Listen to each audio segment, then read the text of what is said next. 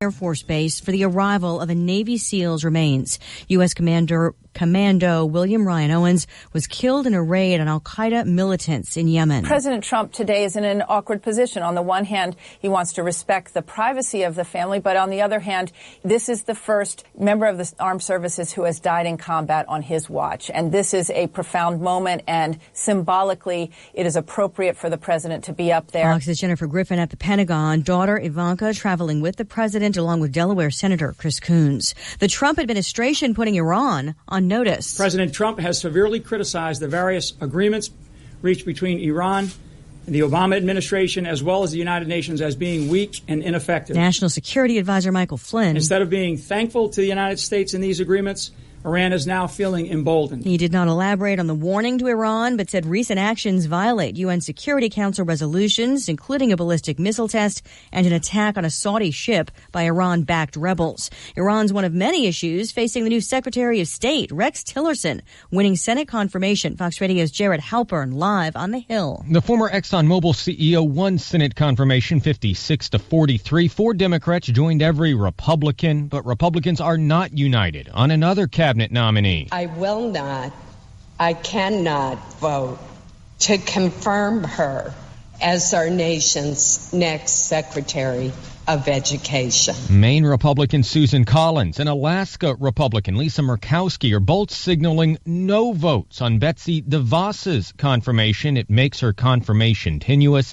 If every other Republican votes yes and every Democrat no, Vice President Pence would be needed to break a tie. Lisa. Thanks, Jared. You're listening to Fox News Radio. Fair and balanced. Valentine's Day is around the corner, and I have an amazing deal from Sherry's Berries. Right now, you can get their giant, juicy, gourmet dipped strawberries starting at $19.99. Listen, these berries are huge and come freshly dipped in dark, white, and milk chocolatey goodness, and covered in toppings like chocolate chips and nuts, all starting at $19.99. But hurry, this offer expires soon. The only way to get this amazing deal is to go to berries.com, click on the microphone in the upper right corner, and use secret code 6565. Berries.com, code 6565. How do you become America's best-selling brand? Test drive a Ford Escape and find out. With available EcoBoost power and a host of class-exclusive features designed to make life better. Compare Ford Escape next to a Toyota RAV4 or Honda CR-V, and the reasons start to stack up.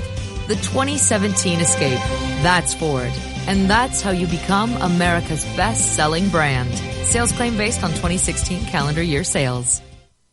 Guards taken hostage at a prison in Delaware. Fox's Trace Gallagher. It began when fire crews were notified that there was some kind of smoke coming out of the James T. Vaughn Correctional Center. It still remains unclear if there was actually a fire in the compound. Now we're being told 3 to 5 correctional officers have been taken hostage, and the inmates have control of a building, is what they're saying. There are multiple buildings and a mixture of minimum, medium, and maximum security on the site. All Delaware prisons on lockdown as a precaution. The wife of the Orlando nightclub shooter will remain in custody for now, facing charges of aiding her husband's attack that left 49 dead. A federal judge in Oakland, California says Noor Salman must stay in jail for now, but ordered she undergo a psychological exam. Salman is the widow of Omar Mateen, the man identified as the Pulse nightclub shooter who killed 49 people in Orlando last summer. Prosecutors say she was a co-conspirator, but her defense attorney claims she was a battered wife who knew nothing of her now-dead husband's plans. She's also the mother of Mateen's young child. Salman was arrested last month in California, where she had been staying with family. In Miami, Eben Brown, Fox News. A civilian dead, an airman injured in a training accident at an Air Force base in southern Mexico. The civilian contractor and the airmen were coordinating a live fire training exercise in the White Sands Missile Range complex. It involved 2 F-16 fighting jets. One of the aircraft fired off air-to-ground weapons, killing the civilian and injuring the airman, who has since been treated and released. The pilots were not injured. Fox Radio's Jessica Rosenthal. That was southern New Mexico. The Fed leaving interest rates alone, allowing more time to monitor the economy. The stocks finish higher, the Dow up 26 points at the bell. Britain a step closer to leaving the EU. Lawmakers backing a bill that authorizes exit proceedings. Still has a long way to go, though. I'm Lisa Brady, Fox News Radio. Here's your ESPN Radio 3-day forecast brought to you by Chief Bauer. Need a furnace expert this winter? Call Chief Bauer Service Experts at 866-EXPERTS or visit them online at chiefbauer.com. Tonight, mostly cloudy, a low of 19. Thursday, sunny, clear, high 30. You need to get up and work. A low of 18. Friday, mostly sunny, high 29, low of 15. I have been up for... What'd you sleep for, 3 hours? 3.5. 3.5 hours. 3.5 hours. All right. Right now, mostly cloudy. Actually, it's mostly sunny on signing day. 41 degrees in Champaign-Urbana.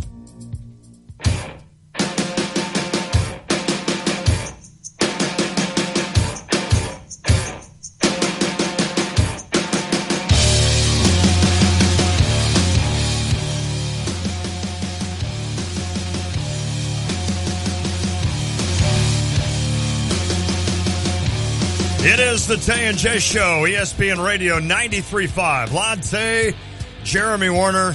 Jeremy has been a busy guy all day, and I know everybody that's interested in this Illini football program has been busy as well, as it is signing day, first one for Lovie Smith.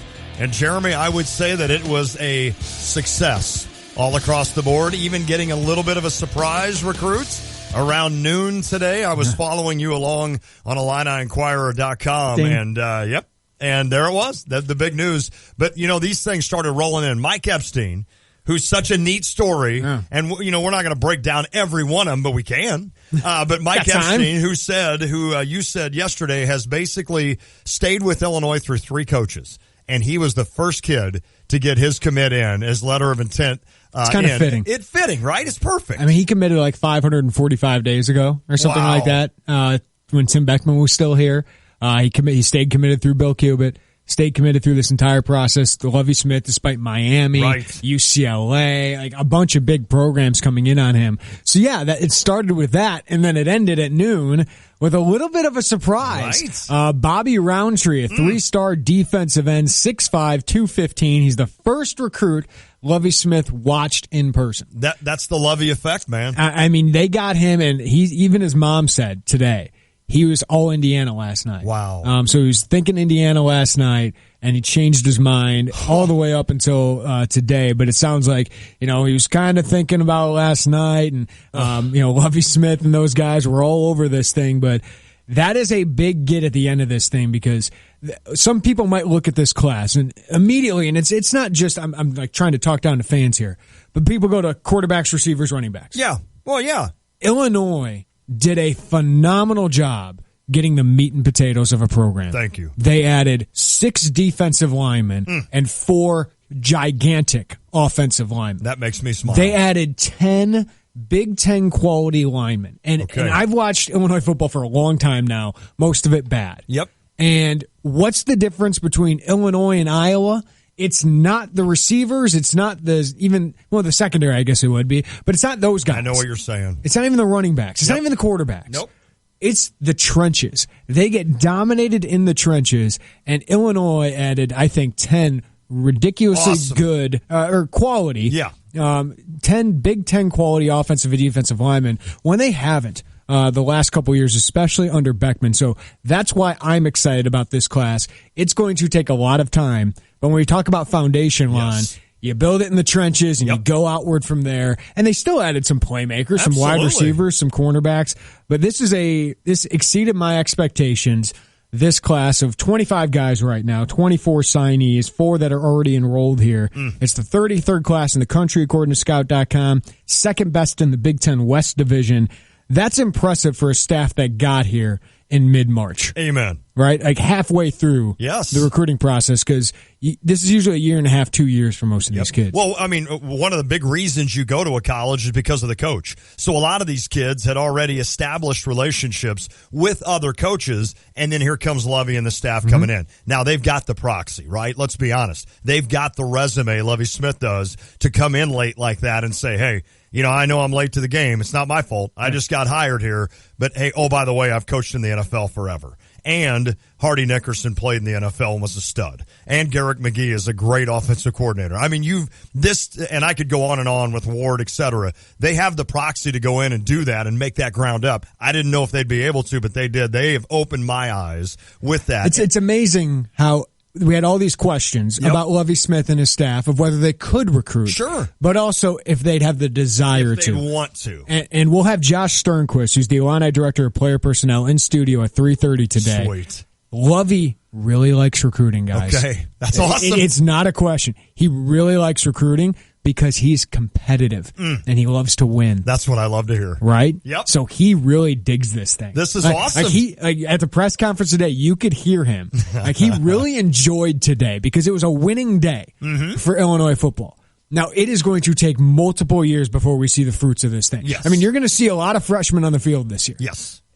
But that's because you have to. That kind of excites me, to be honest with you. Right. Well, you're going to see some hope. Yep. But you're not going to see the fruits, like the ultimate fruits of this labor until 3 years probably down the line. Sure. But this is a great start. This is where the Lovie Smith era really starts. Amen. And I want to come back to something you said, and it's about the fact that you started in the interior. How many times have I watched an Illini game, a football game, and they're like, oh, Illinois got so much talent. Or I hear other coaches, Illinois got a lot of talent. Well, you know what they're talking about? They're talking about skill guys. And like you said, there's still some really good talent coming in skill-wise, but the thing that's always kind of been missing is that beef up front. It's the run game. Yep. And defending the run. And that's what they've had some Garrett pass wants to do. rushers. Yeah, they have. They've had some good pass rushers Yes, they have. the last couple of years, but defending the run and running the ball yourself. Yep. This is so exciting. And of course, there's so many different states that are affected here with regards to recruits coming in. But what's even more exciting is the fact that Lovie,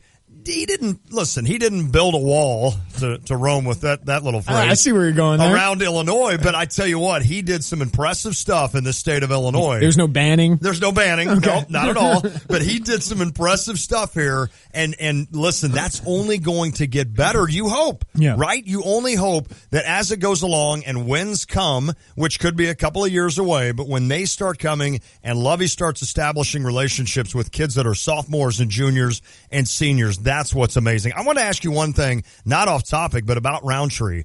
Can they talk to kids today? Yeah. Even before there's commit? a dead period right now, but all that means is they can't see each other face to face. Okay, so they can call, all those things. So yeah, they can talk to. So them. I was wondering, like, if this Roundtree was like last night, you better bet. But Lovie Smith was on the phone with Bobby Roundtree. Absolutely. Yeah. I can't imagine, and that's the other side of this, Jeremy, is the choice that these young men make. And young women, now you could talk about all of college sports, but just since we're focused on signing day today for football, it's amazing. And you look at a guy like Bobby Roundtree and how tough and agonizing that is, because now he's committed. Now he's coming to Illinois, and you wonder if sometimes these guys, and I'm sure there's moments, Malcolm Hill stood in here and told us that. Yeah. There's moments where you sit there and say, what if? Whoa, what if I would have done this? Maybe this isn't the right choice for me, but that's where you hope that Lovie and these guys get them on campus, make them feel at home, and you know they will, and these kids just love Lovie and this staff. 20 signees today, 24 in all in this class. I talked with Dwayne Lawson, the JUCO quarterback, today. He said, this wasn't anything I didn't expect, that he wasn't going to be announced today. I broke that news last night. Okay. But that's because he's got academic work left to do, and he said he expects to join Illinois either in June or in August. Okay. So nothing new there. Like, I wouldn't freak out that he's not going to get here at some point. But expect 25 kids. They have 2 open scholarships left. They could use those. Okay. They didn't land a punter yet. Yeah. Because Michigan came in and swooped Brad Robbins. Stinking Michigan. They wanted a wide receiver. They didn't fill that spot because Reggie Roberson went elsewhere, and Jeff Thomas today committed to Miami. But 10 Illinois kids, 7 Florida kids, 2 Ohio, 1 Alabama, 1 California, 1 Kentucky, 1 Michigan, and 1 Missouri. 6 defensive linemen, 4 defensive backs, 4 offensive linemen, 3 linebackers, 3 wide receivers, 2 running backs, 1 quarterback, and 1 tight end. They pretty much ran the gamut there. Well, I get so nitty-gritty with all this stuff. Yeah. I just want your opinion as a fan. Okay. What does today mean to you? This day proves to me exactly what I thought when Lovie Smith was hired, and I stood at this mic on that Saturday, and we talked about Lovie Smith coming in here. And I thought immediately, this is a guy that can come in here and establish credibility from day one, and he's done that. It makes me excited to know that this first class, where he was behind the 8 ball, he was still able to go out. And in the West Division, that's the one I want to focus on. I know ultimately you got to beat the Ohio States and the Michigans and the Penn States in that Big Ten championship game, but let's get there first. Yeah. And that's one thing that excites me, is that you're starting to put together a class and hopefully will continue in the future that can compete with the Iowas and the Wisconsins and change the thought of Illinois football. The other thing that excites me is that this is a class, and you said it perfectly. These guys, it's built from the big boys out. It's built from the line on both sides out. And to me, that explains in a nutshell what this recruiting class is going to do with regards to a foundation for this Fighting Illini football team for the next 3 or 4 years. Yeah. I think these guys, it will be fun, and this will be a class that in particular I pay attention to in 3 or 4 years, because a lot of times guys come and go, there's no doubt, but I want to see what this foundation looks like in 3 or 4 years and thank the guys like Larry Boyd to say, you know what, we appreciate you taking the chance. We appreciate you taking the chance when Illinois football was down, and now look what it's starting to become. This excites me terribly, because I feel like for the first time in a while that not only is this I don't want to say this is a splash recruiting class, Jeremy, but this might be a class that you see year in and year out, and year in and year out. And what do we want? We want 6 to 8 wins, right, to start. This is how you get them. Everyone talks about that 2007 class, right, with Ron Zook, because it was a splash. It was Martez Wilson. It was Rilius Ben. Yes. Right, you had 2 5-stars in that class. In the end, besides those 2 guys, that class wasn't all that great, because half those guys really didn't make a huge impact. And this could still happen. This could still happen with this year's class. But here's where I'm going with this. The next class after that, 2008, no one talks about a lot. You know who was in that class? A.J. Jenkins, Corey Leggett, Tavon Wilson, Whitney Merciless, Mikel LaShore, Graham Posick, Jeff Allen. Wow. There's a lot of NFL guys. There's a lot of really good players in that. And then the 2009 class, they built on that with guys like Akeem Spence, Michael Buchanan, Justin Green. You know, Walt Aikens was a good player here, but Hugh Thornton, these kind of players that played in the NFL, Nathan Schuhouse, Steve Hull. Those 2 classes were better than that 2007 class. It was. Because there were a lot of good Big Ten players, and a lot of them got to the NFL. I think that's what this class can be. It might not have the 5 stars that everyone's looking for, but there are foundation guys, and especially having guys in state like Ricky Smalling, Kendrick Green, Palczewski, Oladipo. I think that is huge for kids to start taking Illinois seriously in this state. Well, and you mentioned like a Palczewski. This is a kid that Illinois identified. They were the first to offer, and they got him. And now let's see how he develops. Let's see how he plays in 2 or 3 years. And, you know, he's a kid that they think they can add some weight to. He's a kid that they think can be really good on that offensive line. But it is so exciting to me. And in the last 6 years of you and I talking Illinois football, how many times, and it all stemmed, 2-3 years ago when Illinois gave like 6 guys rush for 200 yards against you. I know that we don't know yet about this defensive line and this offensive line, but if Illinois under Garrick McGee can establish a running game, that's how you win in the Big Ten. It's still how you win in the Big Ten. You still need to throw the ball. But if you can run on that cold, late October fall day when the wind is howling 50 miles an hour and you know you can line up against that other team and move them 5 yards on a play, that is huge, and that's something Illinois hasn't had in a while. One of the other really impressive things about this class, you've had 1 decommit. Wow, right. I read your article on that today. You had 1 decommit. And he didn't even visit here. Yeah, Antoine Collier. He decommitted in the fall, a 3-star cornerback, good player. They ended up signing with Central Florida. You had Kendrick Green get Notre Dame and Ole Miss offers. Right. You had Epstein, I mentioned. Miami came after him. UCLA, all these programs came after him. Rayvon Bonner got real big interest he got offered by Iowa, and Ohio State was calling him up the last week. He stayed with Illinois. Wow. You know, these kind of being able to hold on to guys like that. Yeah. I mean, Illinois has lost that. I always mention there's always a bigger fish. Illinois has usually gotten eaten up. Now, they flip guys like Jamal Woods like they did today. They flip guys, Dawson DeGroot from Florida International, but they were able to hold on to all of these guys. Unbelievable. Which is really, really impressive. And you mentioned it. You stack up in the Big Ten. The Big Ten has the 3rd-ranked class in Michigan, 4th-ranked class in Ohio State, 12 in Maryland, 14 Penn State, 21 Michigan State. All those teams in the East. 25 Nebraska, 33 Illinois, 38 Minnesota, 40 Iowa, 47 Northwestern, 51 Wisconsin, 76 Purdue. That's the guys you're going against in the West. Right. That's impressive. That's very impressive. I want to ask you one more question before we move on to coach here. Josh Sternquist, Atlanta Director of Player Personnel. I still think that's an NFL title. It is. That's awesome. I'd love to. I want to be a Director of Player Personnel for some wiffle ball team or anything. I like that. Besides Lovie Smith, who we know is a star. Yeah. I know all these coaches did great. Yeah. Who's another guy that Illini fans need to know really shine? Thad Ward he's got great ties into Florida and into St. Louis. I think a guy who had a great year is Luke Butkus. Okay. I've heard many coaches talk about being from Illinois and the passion with which he speaks about Illinois. That's awesome. His first year go around here with Tim Beckman didn't go all that well. Mm-hmm. And it didn't go well for either of those groups. Right. But he's got some big, meaty guys that he's excited about. I couldn't tell who's more excited, was Butkus or Fair today, because they both added a lot of talent. But I think Garrick McGee is a really good recruiter. I think Stoker didn't land a lot of guys that he gets credit for or whatever. Sure. But this staff as a whole, and I'm sure Josh will tell you that, it's not a lot of, I got this guy. Right. And that's probably an unfair question for me to do. Well, no, and I think it's because some recruiting sites, Rivals does this, and I think 24/7 does it as well, but they give a coach credit for a guy. I see. When this is more of a staff effort. Absolutely. I mean, yes, there are guys who have better ties, and that Thad at Ward is a big part of that. But it's a staff effort. It's truly that. I mean, if one guy is the only reason you're getting somebody, that's probably not a great thing. Well said. It's got to be a family kind of affair. And you got Mariano Rivera to come in and close, right? And Lovie Smith. That changes everything. It does. I mean, it has changed everything. I mentioned it. This is no shot at Bill Cubit and Tim Beckman.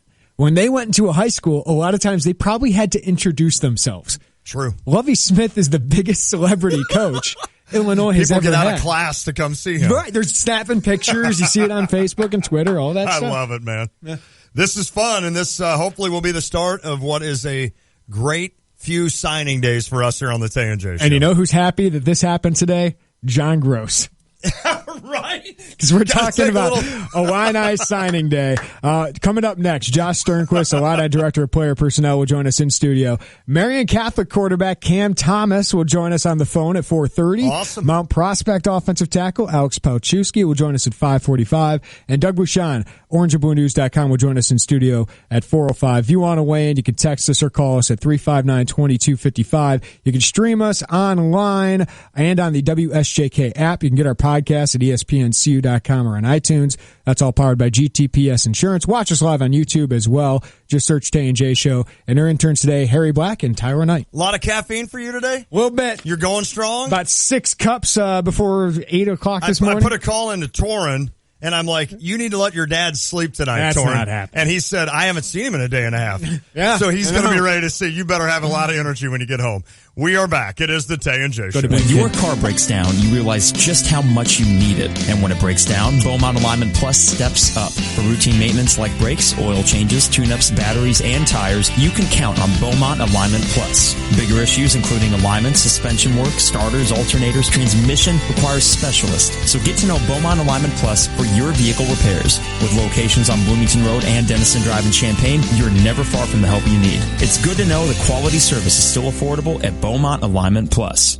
DP Dough is the original calzone company, and they cater all types and sizes of events, from office orders to private parties to entire visiting football teams. Everyone will be sure to enjoy something different than the same old sandwiches or pizza. DP Dough also delivers to nearly all of Champaign, Urbana, and Savoy until late at night. So give them a call or order online when you're hungry and no one else is delivering. With over 1 million calzones served since opening in 2006, DP Dough is sure to satisfy and fill you up. DP Dough, the original calzone company. The big game is 2 weeks away. The football, the commercials, and the parties. Yeah. Don't throw a party like Bill did last year. Throw a party like Phil did. Bill's party, Phil's party. Having a party during the big game? 9 out of 10 football fans agree you should order your wings, pizza, and sides from Rosati's Pizza. Score 24 bone-in or boneless wings for $24.94. 50 bone-in or boneless wings, just $49.95. Rosati's Pizza, 701 South Gregory, and online at myrosatis.com. Guidance, trust, protection, service. It's the mantra of GTPS Insurance. When you work with GTPS, you'll never have to call an 800 number in a different state. You deal with people who live and work in our community and know it's important to your business. GTPS is your local source for business insurance, property, general liability, workers' compensation, and group health insurance, and they'll work with you to formulate the best package for the needs of you and your business. Contact a GTPS insurance agent today at 359-9000 or visit online at gtpsinsurance.com. An ESPN Radio Mike and Mike Extra Point. If he decides to play next year, don't sit there and say, oh, thank God Ben changed his mind. Ben just said, I'm evaluating everything, including whether I'm going to continue to play or not. But that's obviously the thing that everybody's going to grab onto. So whenever he decides, and I fully believe he's going to decide to play next year, it will just be, okay, he evaluated everything and he decided to play next year, which is exactly what I expect him to do. I do too. But I do understand a way of looking at it where you say, I'm beat up. You put yourself through a lot to play this sport. You don't have to. It isn't going to go on forever. I have all the money I could ever possibly need. One of these days, it's going to be the star quarterback who just decides, I'm going to retire way before what we're accustomed to. That's going to happen. Now, do I think it's going to be Ben in this case? I do not. But it is a sign of the times. Hear more from Mike and Mike tomorrow morning on ESPN Radio. Remember when a small business needed a landline? Today, landlines are a thing of the past with Grasshopper, the entrepreneur's phone system. On the road, at the beach, or at home, Grasshopper helps you grow your business. Get all the features of a business phone system and the freedom of a cell phone with our iPhone and Android apps. Features include multiple extensions for your team, calls forwarded to your mobile phones, voicemails transcribed and emailed, and so much more. See how it works at grasshopper.com, the entrepreneur's phone system. Do you love pizza? Because if you love pizza, the 10 any pizza deal from Pizza Hut is the biggest no-brainer in the history of the world. You can carry out a large pizza, any toppings, anytime for just $10. Even a large pan meat lovers, or pepperoni lovers, or whatever toppings you love. They're all $10. The 10 any pizza deal, because no one out-pizzas the Hut. Ask for this offer. Additional charge for extra cheese and stuffed crust. Product availability, prices, and participation may vary.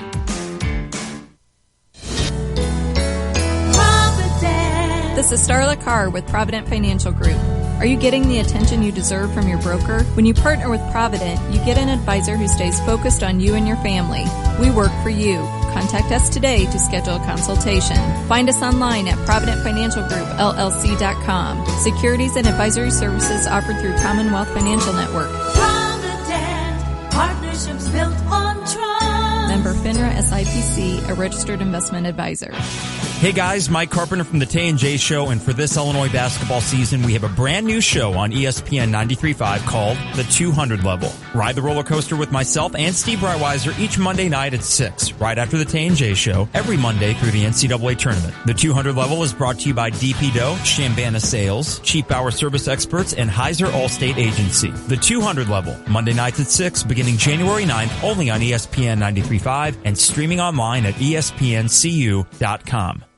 When you're heading home, Tay and Jay are on your way talking sports. Weekday afternoons 3 to 6 here on ESPN Radio 93.5.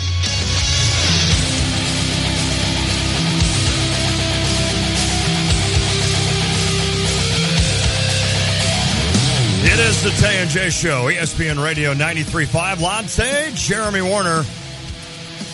What do you want to talk some hockey today? Ken Hitchcock, he's out. I got to get your thoughts on that at some point. There's Jose Quintana trade rumors. Wow. Austin Berkowitz called it yesterday, by the way. He did. He totally did that. That's right. Maybe we'll get to those today if we have time. But there's more pressing needs right now, and that is dealing with Illinois football and signing day today. It was a great day for Lovie Smith and his staff. And joining us here in studio is Illinois Director of Player Personnel, Josh Sternquist. I want to be a director of player personnel. Is that the coolest title you can have, except maybe head coach of the University of Illinois, I guess? It's a great job. I mean, I can't lie. It's been a goal of mine to have the opportunity to work in college football, but to be on the staff working with these group of guys and Coach Smith, and it's been a blessing. So from the state of Illinois, born and raised, glad to be home. Sweet. So if I could say one quick thing, I think it's somebody's birthday today. Is that correct? It is. So I want to get that out. I'm glad you said that. And I know he's been busy all day, but you guys kept me busy. Happy birthday shout out to Jeremy over here. Amen. Well done, Josh. 3-0. That's no big deal. I was thinking 21. So definitely not that. Josh, for people who don't know, I mean, this recruiting department, I guess we can call it, personnel department, has grown exponentially since Lovey got here. And, I was talking with our boy Pat Embleton. It was a little different a year ago. Just tell people what is in your department, because you had the recruiting personnel department. What is entitled in that, and like how many people you got under you? Well, right now, we have, let's see if I count them all up. It's going to be about 8 people, and that entails a lot of people who put a lot of work in this class, have helped our coaches out, because that's our job, is to help the coaches however we can. Sure.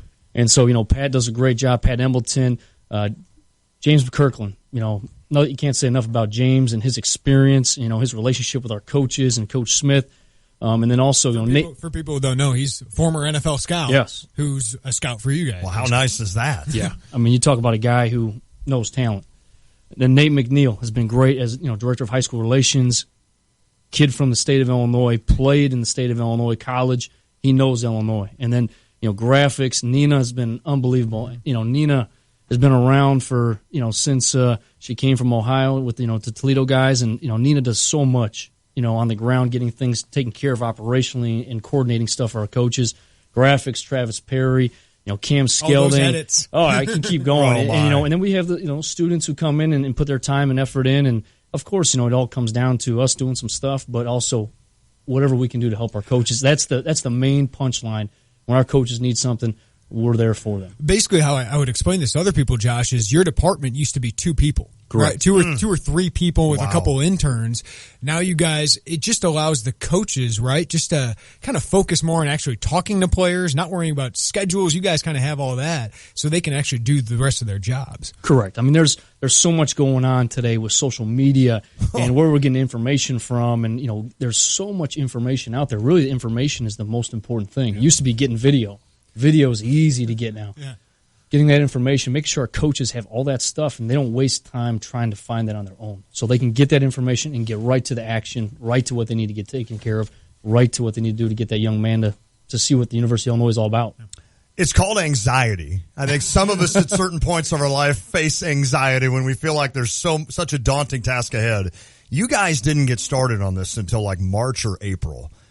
That's correct. When did you get here, Josh? I want to say March 31st, March 30th.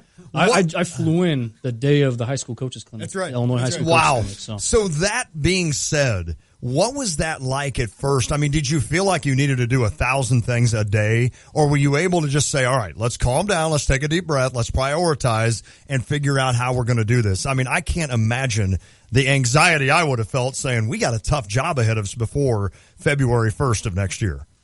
That I have to give a shout out to Pat. Yes, Pat and Nina, yes. They were here on the ground. When I arrived, there was running going. Everybody was running already. Yep. There was things going, and I think the coaching staff too. I got to shout out to them because they were already moving forward. Things were going. So the most important thing that when I got here was that everybody was moving in the same direction. It was there was a lot of energy and juice. Sure. I mean, and we were ready to go. That's awesome. Right into spring ball, and then as we got through spring ball, the guys were on the road recruiting right away. I think hitting the ground running for me was the best thing. I never felt like there was a lag time where Good point. got to take a step back. I think the whole staff, when I jumped in, we were moving forward. That's awesome. Who's the most hyper? I know Jeremy's got some good questions to ask. Who's the most hyper like today when everybody's assembled and all the coaches are in the room? Who's the one guy you're like, settle down? Oh boy! I mean, you know what? There was a lot of juice in the office today. It's tough to pick out one guy. I'm gonna stay with that one. But I do know this that Coach Fair was a pretty happy guy today. Yes. All our coaches were pretty happy today. So who's happier today? A lot of juice. Fair or Buckus? Oh, I think they're both pretty excited. I think there were smiles on both guys. I mean, there were smiles on everybody's face. Yeah. It was a great day. It was a great day. So when did you guys feel caught up? I know you guys had a flurry of guys in August. Was that when you felt like, okay, we're going to get this done? Good point. Because it felt like you're probably drinking water from a fire hose trying to catch up with all these guys. When did you feel caught up in this class? I'd probably say, August. August was a good month for us. We landed some really good ones. Larry, and I don't want to leave anybody out, but, August was a good month for us. I think that's the point where it kind of turned, where it was like, okay, here we go. Let's go. And, throughout the season, bringing kids in on visits, and then going right into December, January. So I think August was kind of a turning point. I think we had our barbecue in July. Mm-hmm. We had a lot of kids on campus. That was a great event to really get local kids hyped up. We had some kids, Owen Carney, Armani Green came in. They're on campus now. So I think that event helped kind of as well. But I think July and August really was where everything that's where the corner was turned. What did it mean to get Ricky and Kendall, those guys really early in this thing? Coach talked about it today. Ricky and Kendall and Cam, kind of starting things off. They were so diligent in recruiting other young men here. That's cool. And that was what I think, was an exciting piece about it. It wasn't just coaches. We had our commits jumping on and saying, let's go. Even to the end, even, Kendrick Green's recruiting process, he's getting blistered by all the Illinois guys. What's going on, man? Let's go. And so that was exciting to see Ricky kind of take the bull by the horns. Kendall, Cam, those guys just get going. And it just kind of snowballed after that in state. And now, 10 signees from the state of Illinois. That's exciting to think about. And locally, too. If you look within a 4-hour hour drive, you got 13, 14 kids committed. Absolutely. And that's important. That's important. Like Coach said, it's a foundation. So that voice is Josh Sternquist, Illini Director of Player Personnel. What a big day for Illinois football today with the signing class on signing day. I was going to mention something about Florida, and I'll wait on that. You just mentioned the state of Illinois. What was kind of I don't want to give away secrets here, but what was kind of the idea from day one from Lovey and all of you guys to kind of hit Illinois? How do you do it? I mean, I look at this and this is a pretty big state from Cairo all the way up with a lot of different programs, right? And people, yeah, exactly. So how do you identify? In other words, how do you get an idea of how you want to attack like this state of Illinois? I think the most important thing was identifying who went where. Okay, you look at Tim McGargle. Tim, he was in those areas where he was comfortable in the north, kind of through his neck of the woods, and then you got Luke in the south. And so there's two guys there that probably know Chicago better than anybody. And, of course, one, played football at another school. Absolutely. But, and then, of course, Luke played here. So you talk about guys who bled and played college ball in the state. And then we identified St. Louis early. Okay. St. Louis had to be a priority as well as the East St. Louis area. And Thad Ward, the job he did in there. That's a tall task, one big city by one person, and did pretty well. So I think the next step is how do we increase our efforts in state? Sure. We can't become complacent and say that was good. Right. We're good. No, we got to keep going because fair enough. It's a very talented state. It's a very talented area. So identifying where people fit well. Perfect. Coach McGee was in Chicago too. I mean, so having all of our coaches be in Illinois is important. Perfect. And you got Lovey Smith. That doesn't help. That doesn't hurt, does it? I grew up a Chicago Bears fan. Lovey Smith in Chicago is. There's a lot of people who know that. I always tell the story. My grandma, when I took the job, she called me and said, that Lovey Smith, he's one heck of a guy. And I knew when I had my grandmother's blessing, we were good. Yep. So and she's in her late 80s, so that's a pretty good indicator. There were a lot of questions about him recruiting. Right? When he first took this job, there were a lot of questions of, does he know how to do it? Mm-hmm. And then two, since he hasn't been a coach in 20 years at the college level, and then two, does he have the desire? Josh, he really likes this. From what I've seen, he seems to really get his juices going with the competitiveness of this thing. He does, and I can't say it enough. Coach has been unbelievable. His effort, his energy, his juice, the recruiting process, talking to kids. I've been blessed to be around some pretty good coaches, in all facets, from coordinators to position coaches to head coaches. Coach, when he's on the phone, it's personal. It's something that these kids, I just connect with them, and it's not all about hoorah. It's about something bigger, and I think that's the big connection. And Coach has been unbelievable. Our coaches, I can't say enough about our coaching staff. They're always pushing our department, which that's what we want. We want to keep getting better. And it's been a great year. I'm really excited, and like I said, the coaching staff and coach, it's you got to give them a huge applause. Yeah. So. Josh Sternquist, Illini Director of Player Personnel. A few more minutes here on the Tay and J Show. Lante, Jeremy Werner, Florida, you did really well there. Yeah. Thad obviously has ties. Lovey has ties there. What are the next areas that you guys really want to get involved in? I think we kind of made a presence in Alabama. Yeah. You started with Jamal Woods. You get one in there, and now we try to get some more. I think, Georgia is a spot that we definitely need to take a look at. But the key thing now is, we've had a year to see where guys went.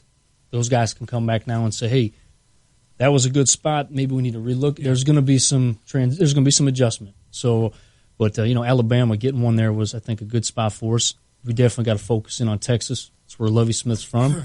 So, identifying that, and I think so. Alabama, though, I think there's one that to get one there, that was a big get, and Florida. We got 7 kids from Florida. It's kind of been a hotbed for Illinois too. There's been a lot of great players from Florida come up here and play ball, and so. But I think that's the next step. As a staff, we sit down and say, okay, guys, what's worked, and what maybe do we have to modify a little bit. But I'd say Alabama has been. It's one that people don't think about a lot. You don't? Like, well, the Tide get all the top guys. Right. Auburn gets the next guys. Right. But it's kind of like Florida and Texas. Everybody goes there, but not seemingly everybody goes to Alabama. Exactly. It's true, and I really think that Alabama can be a place where you can get a couple guys from. Yeah. Truly believe that. I truly believe with our staff and the connections we have down there. I want to ask, I saw the picture again today with Bobby Roundtree when you guys had Lovie and 4 other coaches. 5.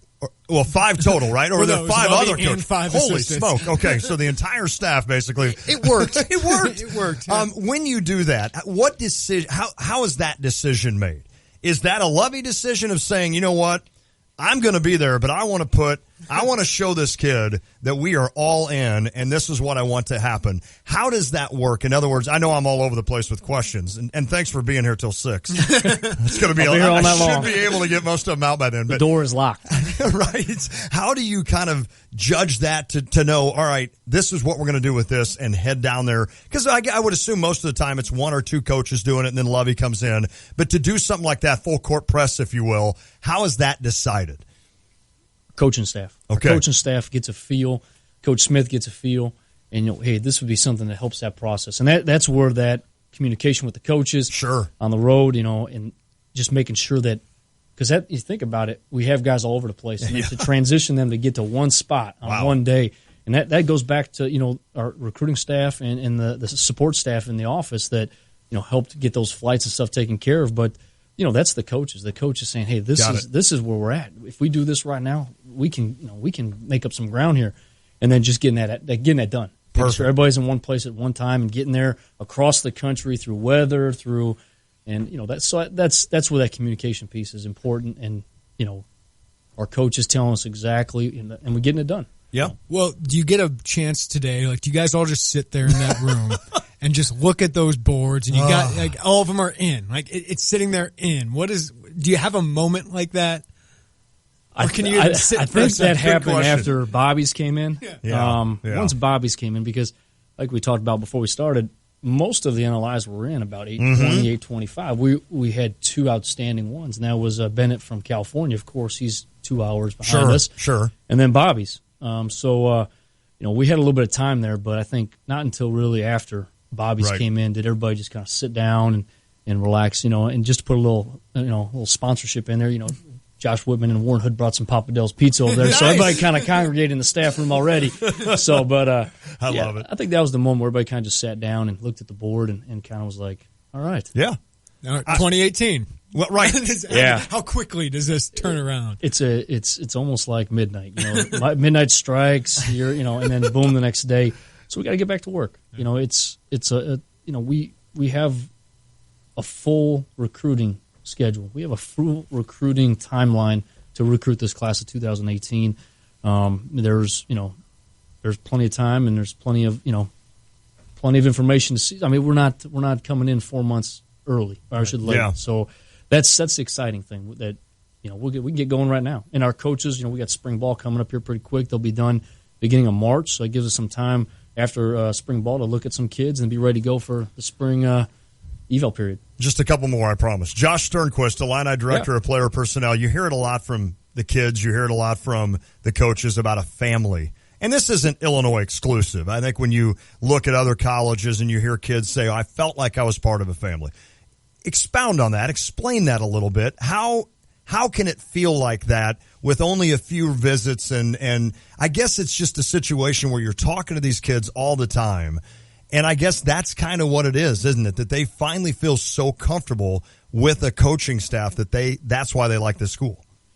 I think the most important thing is the personality of our staff. Right. I mean, I go back to the barbecue. The barbecue, we didn't do anything crazy. We just kind of had fun, and we had wives, we had kids there, kind of set a tone. Perfect. For, the in-state kids were able to attend, and even our official visits. There's work to be done on these visits, but at the same time, we got to make sure we're having a good time. Yeah. And I think the most important thing our coaches do is it's just not about football, commit. There's a message that's, it's about the development, the growth. That's cool. That happens in a family, and that's the most important thing. There's a lot of great coaches out there. Our coaches do a great job of developing, and so that's a main part of our mission statement. And when kids hear, "I'm going to make you a better man," and I'm going to develop you not only as a football player but as a student and as a man, I think you're talking a bigger picture. Yep. And I think that's where our coaches are doing an excellent job of the big picture. Because football is extremely important to some of these young men, but most careers are limited, and there's a whole life there afterwards. And I think that's the picture that our coaches really talk about: is it life after football? I'm still going to be there for you. Awesome. So I can't think of what it's called, but those bucking cowboy thing, those cows that you get in the middle, and you don't have one of those at the barbecue, did you? No. Mechanical bull. I couldn't think of it. Yeah, you guys That'd seem be awesome. You guys seem a little more chill than some of the fireworks stuff that other programs do. And I'm not worried about the recruits as much as maybe some of us coaches or support staff that would get on there. We want to stay as healthy as possible. So you got work to do. I love it. Well, Josh, congratulations on this one. You have no, I've got 30 more, but let's stop it there. Another time. That's what we'll do. Congratulations. I know a lot of work goes into this, and go home and see your family. I'm sure. No doubt. I'm sure they miss you a little bit, but this is a heck of an effort, and it seems like you guys got a really good foundation set up here. So yeah, very excited, and like I said, Coach talked about it. The effort of the whole staff was tremendous, and looking forward to the class of 2018. And happy birthday! Yeah, Thank you. Well done. Josh Sternquist, Illini Director of Player Personnel. Congratulations, big day. We're back. It's the Tay and J Show. Hey, Rebecca. What have you heard about CU's Got Talent this year? CU's Got Talent will be held Saturday, February 4th at the Refinery in Champaign. More acts, great food, it'll just be fun, plus a great cause. How do I find out more? Just go to the website, cugottalent.org. You can reserve seats, make donations, vote for talent, bid on silent auction items, and more. Remember, that's cugottalent.org. Don't miss CU's Got Talent, Saturday, February 4th at the Refinery in Champaign. Did you know that cardiovascular diseases are the number one killer of women? In fact, more women than men die every year from heart disease and stroke. Women like us are dying of heart disease every minute. But 80% of cardiac events can be prevented with education and lifestyle changes. The Hilton Garden Inn and Conference Center on Friday, February 10th will host the Champaign Go Red for Women Luncheon, and you can learn more about the fight against heart disease. Visit heart.org/Champaign Go Red for more information. The life you save may be your own. Are you looking for a new home or planning to refinance your existing home? Hi, this is Todd Durakan from First Federal Savings Bank of Champaign-Urbana, getting you and your home faster with loan closings in 30 days. Mortgage loans and refinancing that's fast, friendly, and local. We invite you to visit our experienced team of mortgage experts to find out how First Federal Savings Bank can help you with your loan closing in 30 days. For more information, visit 356bank.com. First Federal Savings Bank of Champaign-Urbana. Get what you want out of life. Member FDIC, Equal Housing Lender. Do you live in Urbana? Visit the Sprint store on the corner of Philo and Florida for your new device, and we'll transfer all of your precious photos, contacts, and other important data from your old one. Also, come see us in North Champaign at Center Court and Marketplace Mall. Let us set up your new phone or tablet while you take the kids to the play area or while you get your shopping done. If you're on North Prospect, visit the only Sprint mobile device service center in town, located next to Starbucks. Let us help find your perfect new phone or fix your old one. Sprint by Wireless Revolution. Local, convenient, and serving our community since 2011. As the leader in fire protection and security systems for industrial, commercial, and residential buildings, MatGo features exceptional protection. MatGo installs, maintains, and inspects fire sprinklers, alarms, CCTV, security systems, and access-controlled systems. Their vigilance is a must-have priority to protect your assets. MatGo's digital monitoring and veteran personnel are your best security investment. Their 24-hour emergency service ensures that you are covered at all times. Contact MatGo at matgofire.com. Vapors E-Cigs LLC thinks it's time that you take a permanent vacation from smoking tobacco. Take a permanent vacation away from cigarettes at Vapors E-Cigs LLC. You'll smell better, you'll breathe better, and you'll feel better. Come in today and taste the difference with a premium electronic vape. Get started for less than a carton of cigarettes at Vapors Vapor e-cigs. Find them in Champaign across from Marketplace Mall, at 2 West Main Street in Danville, and on South Century Boulevard in Rantoul. Live from the Habib BPC studios, this is WSJK Tuscola, Champaign-Urbana, your home for the St. Louis Cardinals. ESPN Radio Sports Beat. From Charlotte, here's Dari Noka. He's mad as hell, and he wasn't going to take it anymore. That was LeBron James when he went off on Charles Barkley yesterday. He's grown sick of Barkley's barbs, his jabs, his criticisms that LeBron deems unfair, uncalled for, and inappropriate. Barkley's most recently criticized King James for the way he recently publicly called for roster improvements, but historically, Charles has been critical of LeBron for a variety of so-called offenses. So LeBron blasted Sir Charles, saying things like, quote, he's a hater, and, quote, what makes what he says credible? Because he's on TV? He also went off on some of Barkley's missteps when he was a player. LeBron James is easy for some to dislike. So many still judge him solely on the decision when he went from the Cavs to the Heat. Others don't like him because his greatness as a player has been compared to Michael Jordan's, and, well, you don't compare anybody to his airness. And honestly, LeBron's biggest problem may be that he does care way too much what people like Barkley think about him. But realize this, for at least 12 of his 14 NBA seasons, LeBron James has been the best player in the game. He's stayed clean, free from off-court controversy, out of handcuffs, and been a tremendous role model for kids. Even if you are a LeBron hater, at least admit that much. In 60 seconds, another guy some choose to hate comes up big. Duralast batteries are proven tough in the most extreme conditions. They're tested to start in 140-degree heat or temperatures of 40 below. Yep, they're that tough. So if they can do that, they can definitely perform for your nephew's soccer game, work through a scattered thunderstorm, or be dependable on Sunday afternoon trips to the grocery store. Because no matter what the weather's like, it's nice to know that you've got a proven tough Duralast battery under the hood. Duralast, proven tough, and sold only at AutoZone. Hoods up, America. Get in the zone, AutoZone. Golick, it's pretty easy for you to get energized about the big game, right? That's a no-brainer, Greenie. Well, what if I told you there was a way to get energized about every single day? All right, I'm listening. Golick, I'm talking about the new GNC. Well, Greenie, what's new? 3 big things. The new GNC has lower prices, free cashback rewards, and even more innovations from the best brands. Well, the new GNC sounds like a winning team. That's right, and if you need the courage to take the first step toward any of your goals, check out your GNC store or GNC.com. #OneNewGNC. Maybe it's the waggle from his past or the fact that he can't win a major to save his soul, but Sergio Garcia has never been a popular golfer with fans. But he's always had Mark Johnson in his camp. The UK resident spent 206 days tweeting Sergio, asking him to let him caddy for him someday. And after that time, Sergio said yes, letting Mark caddy for the Pro-Am of the British Masters in September. Persistence pays, at least for Mark Johnson. And for Sergio Garcia, hopefully the class and appreciation he's showing Mark pays as well. Just think back to this story the next time you want to criticize Sergio. With the ESPN Radio Sports Beat, I'm Dari Noka. I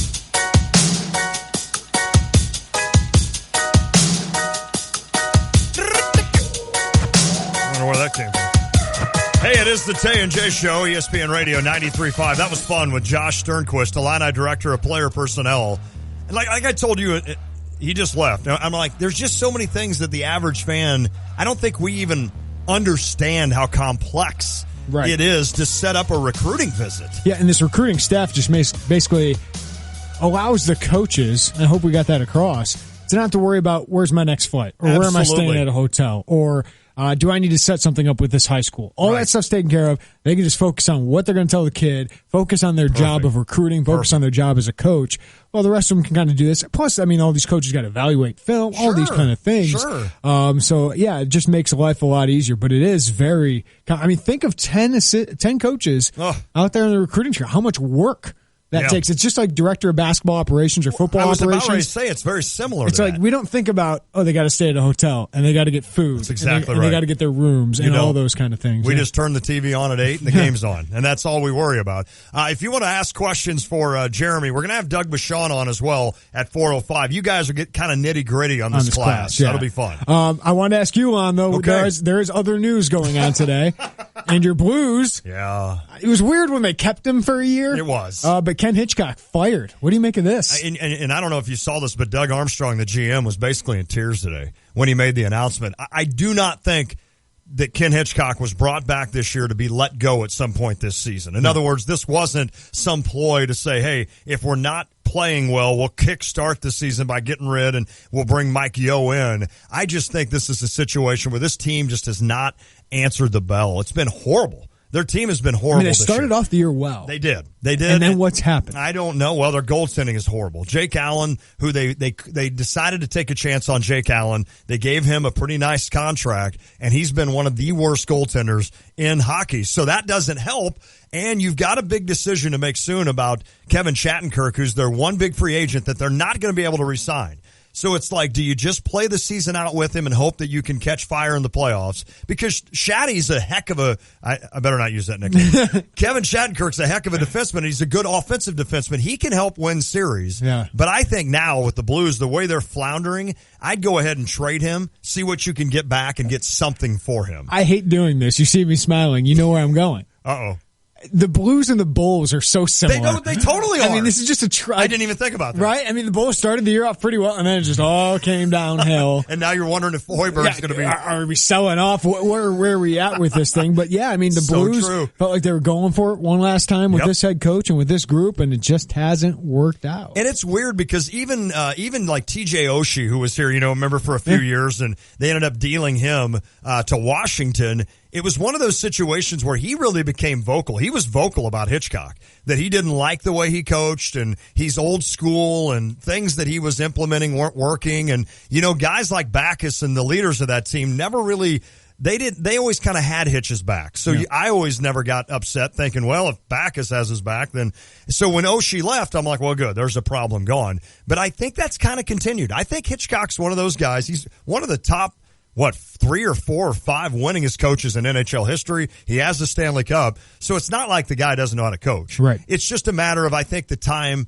It's time in St. Louis. And really, the way they're playing right now, they do need some kind of a kickstart. So I think this is a good move. Get Yo in there. Let's see what he can do. They can start hearing his voice as the main voice. And then maybe by next year or even the playoffs this year, they can kind of catch fire. But I don't assume it will happen. Here's another thing that came across. Bob Nightingale of USA Today reported the Rangers have suddenly increased their pursuit of White Sox left-hander. Yeah, what's going on here? Jose Quintana. He cautions that it's not clear if the Texas Rangers will ultimately be able to pull off the deal, though their emergence is nonetheless the first apparent step forward in the Quintana trade market in several weeks. Okay. When I heard this, I'm like, ooh.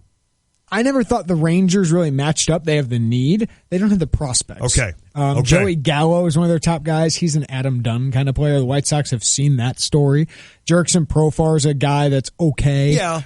Used to be a top prospect. I was going to say we've heard about him for a while. Can't crack their rotation or whatever, their starting lineup. So when I saw this, though, I saw Bob Nightingale. Yep. And Bob Nightingale gets his stuff from the White Sox. So this feels like the White Sox are trying to up their interest. They want to trade Quintana. Sure they do. They want to keep going with this and thing. It's been quiet for a while. And I think they're frustrated that they're not getting the price that they're asking for, but they won't sell for lower than they want. So I think they're trying to get other teams involved here. And then you get Evan Grant of the Dallas Morning News.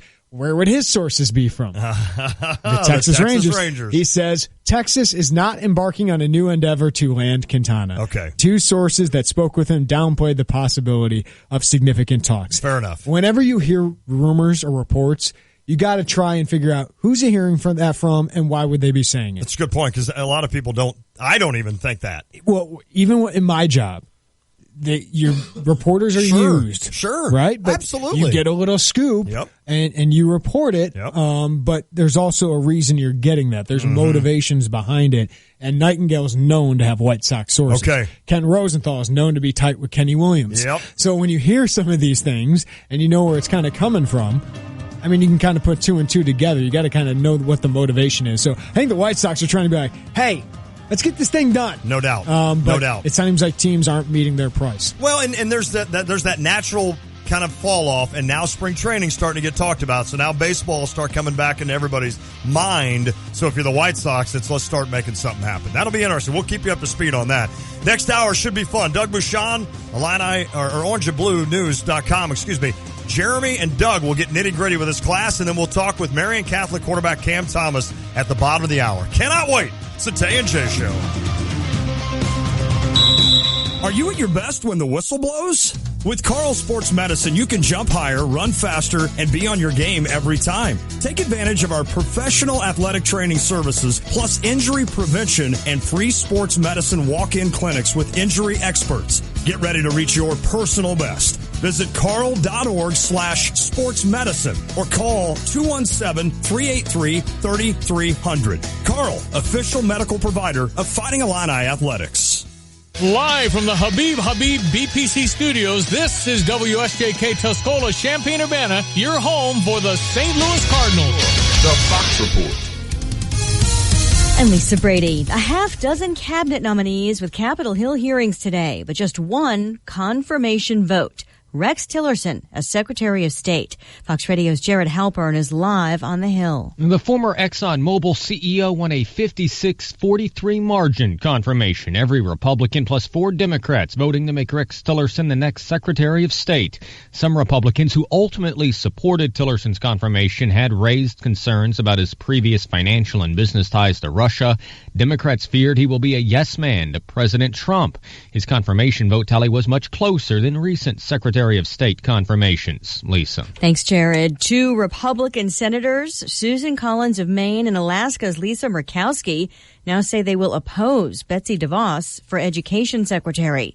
Democrats launching another boycott, delaying a committee vote on Scott Pruitt to lead the EPA. It is simply about their disappointment with the results of the November election. Mississippi Republican Roger Wicker. And I would say to my colleagues, you're making yourselves look bad. A different committee ended up suspending its rules to bust a boycott and advance the Treasury and Health nominees. Attorney General nominee Jeff Sessions did get a full committee vote, advancing to the full Senate by 11-9. Delaware prisons remain on lockdown after reports of guards taken hostage at one facility in Smyrna. The prison maintains there is no threat to the public. We do know the Department of Corrections response team is on scene, as well as the Delaware State Police and dozens of police vehicles and ambulances. Fox's Trace Gallagher, no injuries reported. February off to a better start on Wall Street. The Dow up 26 points after back-to-back sell-offs. On the Fox Report, fair and balanced. Valentine's Day is around the corner, and I have an amazing deal from Sherry's Berries. Right now, you can get their giant, juicy, gourmet dipped strawberries starting at $19.99. Listen, these berries are huge and come freshly dipped in dark, white, and milk chocolatey goodness, and covered in toppings like chocolate chips and nuts, all starting at $19.99. But hurry, this offer expires soon. The only way to get this amazing deal is to go to berries.com, click on the microphone in the upper right corner, and use secret code 6565. Berries.com, code 6565. How do you become America's best-selling brand? At Ford, we go further to make it protective by offering vehicles with the most 5-star crash ratings. That's Ford, and that's how you become America's best-selling brand. 5-star ratings based among full-line brands offering multiple cars, pickup trucks, and utilities. Government 5-star safety ratings are part of the National Highway Traffic Safety Administration's new car assessment program. Go to safercar.gov for details. Sales claim based on 2016 calendar year sales. The president just visiting Dover Air Force Base. An unannounced trip for the arrival of Navy SEAL William Ryan Owens remains. He was killed in a raid on al-Qaeda militants in Yemen, the first combat death on President Trump's watch. If his Supreme Court nominee gets blocked by a Senate filibuster, if we end up with that gridlock, I would say, if you can, Mitch, go nuclear. President Trump giving his blessing to Senate Majority Leader Mitch McConnell to use the so-called nuclear option, changing the rules to lower the threshold needed for confirmation to a simple majority, a change previously made by Senate Democrats for certain other nominees, but not for Supreme Court picks. The answer should not be to change the rules of the Senate, but to change the nominee to someone who can earn 60 votes. Senate Minority Leader Chuck Schumer, the nominee, Judge Neil Gorsuch, visiting the Hill to meet with key lawmakers today. Confirmation hearings for Gorsuch might not happen until April.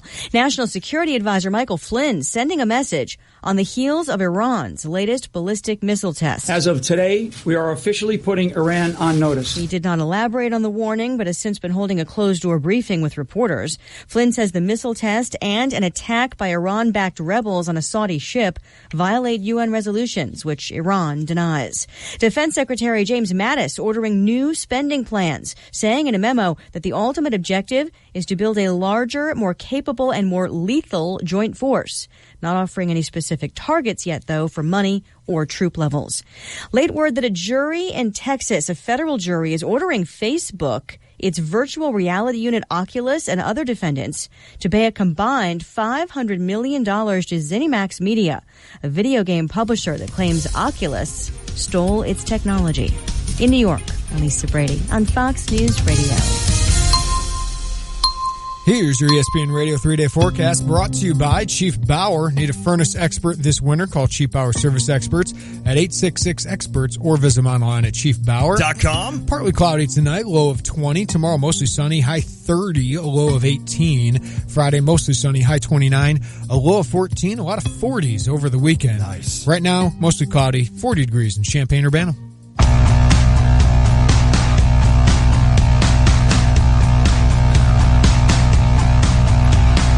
It is the Tay and J Show, ESPN Radio 93.5. Latte, Jeremy Warner just visited with Josh Sternquist, Illini Director of Player Personnel. I think he was up before you today, even, Jeremy, which, and probably Doug. I'll talk to about that here in a second as well.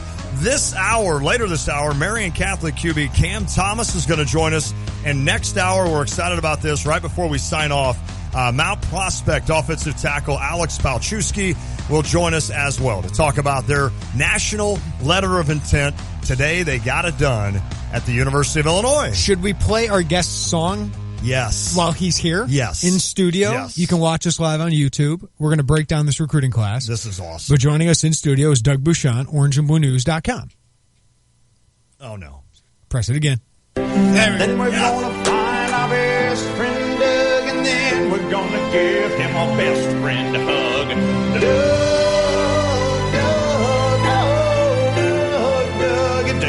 Doug. Harry's looking at us like, what in the world is going on? Doug Bouchon, how are you, buddy? Hey, I'm doing good. Did you get up at like 3 a.m.? No. You kind of slept in, just kind of let the day roll. You know, I'm not like Jeremy. I don't have a little baby at home. I get plenty of sleep. That's crazy, though. A day like today, do you even still get excited about this? Of course, orangeandbluenews.com. You guys know Doug from all the years he's been with us here at Tay and J Show.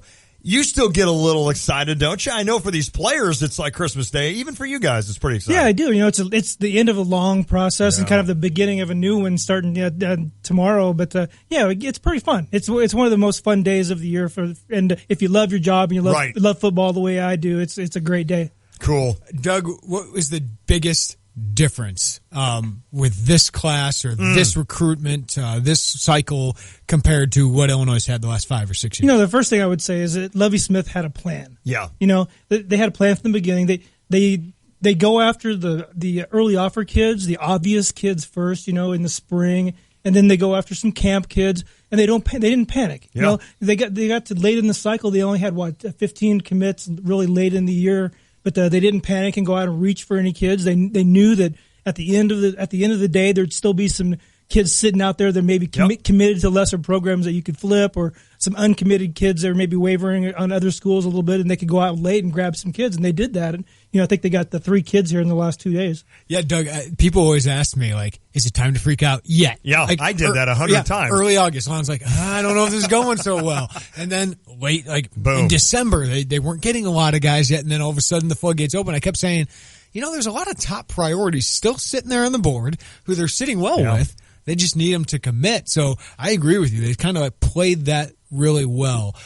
In-state, St. Louis, why are they resonating? Is it as simple as Lovie Smith? Yeah, I think there's 2 factors, and I think we talked about this earlier, and that's the Lovie factor is huge. When he walks into somebody's living room, and especially the parents, and he sits down with them, he's just got a larger-than-life personality. He's got a warmth about him. Does. People really resonate with that. And the other one is just the chance to come to Illinois and play early. And I think that was really big, especially for the kids down in Florida, that they got out of state. And at the end, you got some in-state schools, Florida, Miami, Florida State, are chasing kids, and they come to Illinois. So, the chance to step on the field early was really big, and the Lovie factor was kind of the other thing. Let's get nitty-gritty with this class a little bit. I know Jeremy and I have talked about the lines And I like the fact that the defensive line, but especially the offensive line, has got a lot of weight to it. And not only that, but they've got, I mean, there's some big boys in this thing. Let's start with that offensive line. This is a home run class, isn't it, Doug? I know we don't know this stuff until 2 or 3 or even 4 years down the road. But when you look at the 4 guys that he signed on this offensive line, those are some solid signings. By Illinois standards, that's a home run.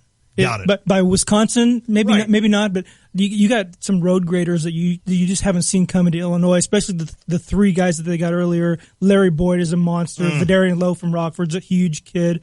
And then Hojo Watkins. I'm still getting used to that. Me too. You know, okay, we'll run with it, right? It's Hojo. It's Hojo. So, and then the other one is a little Alex is long kid, really athletic kid, got a mean streak about him, but he's going to have to put on some weight. But he's got the frame where he's going to play over 300 pounds. So you got 4 guys there, and I was talking to Luke Buckus today, and he was nothing but smiles. I think Jeremy was right there with me talking to him. He is really excited about these 4 guys, and they think they're going to play early. Offensive line, it's tough to come in and play in the Big Ten as a true freshman. I think Larry Boyd, physically, he's there. He could probably do it. He's a huge kid. But it's just a matter of picking up the blocking schemes and learning and getting used to the speed of the game. But you're right. That's the foundation of the class is that offensive line. Larry Boyd was the first recruit that made me go, whoa. Yeah. Love he was able to get a kid like that. I want your opinion, though, on Vidarian Lowe. I saw his film going after his junior year, and I go, this kid's a little sloppy, just isn't there yet. Then I saw him in camps, Doug, and he just dominated Division I defensive lineman. Where do you think this kid will be? Are you higher on him, or do you think it feels like he's got a low floor, high ceiling? He turned a corner in the summer. He really did, because he cut some weight. And when we saw him the year before, he was probably 360, maybe even more than that. And I think he cut about 30, 40 pounds, and that made him, more explosive. And he's able to use his athleticism a little bit more. Got a little bit better feet. He's going to start out at guard, I think. Okay. But if he keeps getting more muscle to replace some of the other stuff, he might end up at a tackle. Who knows? But I think he's a good player. He's going to be a good Big Ten offensive lineman. We want to see him in camp, of course, and how he plays in practice. You never really know based on high school film, but I think he's a good player, a really good get for Illinois. What does this tell you guys about these kinds of offensive linemen? And I think, Doug, you explained it well there with regards to you've got 3 big, as you said, road graders, and then you've got Palczewski, who's big, but he'll grow into it. But he's almost maybe a little more athletic than the other 3. What does that tell you about this Illinois team going forward, this Illinois offense going forward? I mean, Doug, you can mention, they kind of ran the zone scheme, and you're going to have some zone blocking schemes, I think, in this offense, but it's just, this is how you win in the Big Ten, right? It's man against man. I mean, you can't out-scheme a lot of people in this conference. That's why Wisconsin, Iowa. I'm sick of seeing Illinois offensive line get blown off the ball when they're the ones who know when the ball is going to be snapped, but it's a power run scheme that Garrick McGee wants to run. Right, he wants to run the football. I think the running backs he got too kind of fit the scheme, especially with Von Bonner, who I'm really high on. I like him a lot. And I talked to Garrick McGee about that, about how these 4 linemen fit the scheme, and Lovie Smith also in his press conference talked about they want to run the football. These guys are going to be able to do that.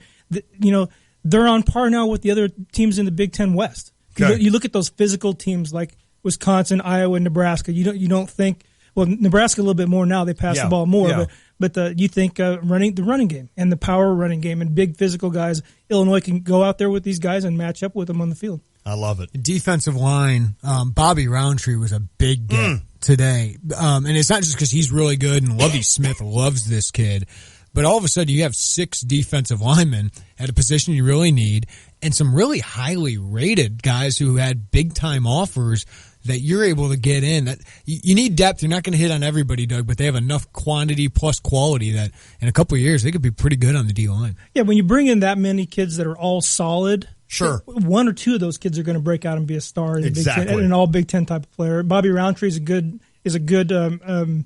pick for that because he passes the eye test. Yeah. You take a look at the kid; he's long and lean, a really good athlete. I think I compared him to Michael Buchanan today. Remember him out of Homewood Flossmoor, a really talented kid who kind of tapered off as a senior when Tim Beckman took over the program. But he's very similar to them. They have the numbers now. Okay. You were really worried about that with the loss of DeJuan Smoot and Carroll Phillips. They needed to fill those holes. And when I was talking to Mike Fair today. He thinks they can come in and play as freshmen. Of course, wow. Most coaches are going to say that about the kids they recruited. I think they have to. Right. These guys have to. Owen Carney, and we saw him too. They had a press conference with the early enrollees. He passes the eye test too. He's a stud, physically ready to play. Really impressive kid, intelligent and really focused, and is going to be a hard worker. So. They got the numbers there, and it's just a matter of who's going to break out and be a star out of that group. He's going to join us here in a few minutes, Cam Thomas, the quarterback. We always have to talk about the quarterback. There's only, are there 2 quarterbacks in this class? Well, Dwayne Lawson will eventually join. That's right. So excluding him for now, let's talk about Cam Thomas. I think Jeremy has mentioned it before, Doug, but this is a kid that's not going to come in and play right away. He's someone, I mean, what do you kind of look forward to with him down the road? A dual threat guy, a true dual threat who can make plays with his feet and throw the ball. He's got a good enough arm. I don't think he has a cannon, but he's got a good enough arm to make all the throws. He can throw on the move. He can move out of the pocket. Straight ahead, he's really fast. Probably one of the fastest kids in the state. Sweet. At any position, just a fast 4.5, 4.5 kid. But he's skinny kid. You know. So you don't want him taking some hits in the Big Ten as a true freshman. It's going to take him time. He's not ever going to be a big buff kid, but he's going to be wiry, strong at some point, and be able to take hits. A lot like Nathan Shieldhouse when he was here. Good call. Good call. Nathan could kind of twist around and never take a direct hit. Right. And I think Cam's going to be the same way. So not a big, strong, strapping kid like me. Exactly. Doug had paused on that. Right. Doug, what do you think is the hole left in this class? Good question. I think when they lost Antoine Collier at the cornerback position, the big physical cornerback with some speed and some high Power 5 offers, when they lost him, that created a pretty big hole. I'm not sure that they really filled that. They got some safeties.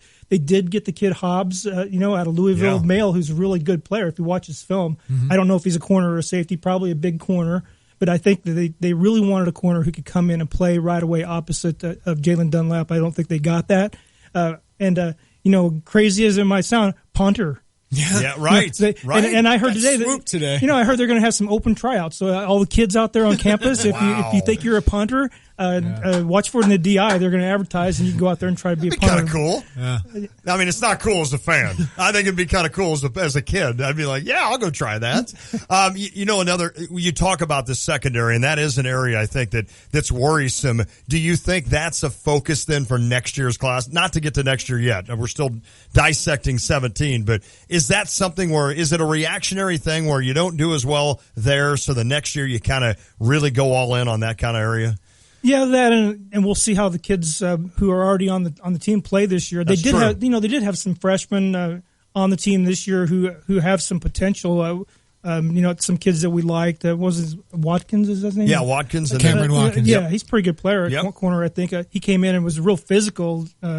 Really good against the run. Mm-hmm. So, some of those younger players they may develop in the defensive backfield. And the 2 safeties were both freshmen. Patrick Nelson and those guys. I agree. Will they try? Can they still add? Yeah, right they got 2 scholarships left. Okay, so they could still add a 5th-year guy or something like that. I expected Doug to be 5th year. Okay. There's not a lot of prospects left out there. Right. Most of them signed today. Zion DeBose is still out there, Doug. I don't know if they'll get him, but they still got these spots. But I would imagine 5th-year transfers and corner. You mentioned corner. I think that's the spot where they really want somebody there. Definitely. I mean, there's a hole left there. Darius Mosley, kind of an up and down career a little bit, but he was a senior starter last year, and they're going to miss him.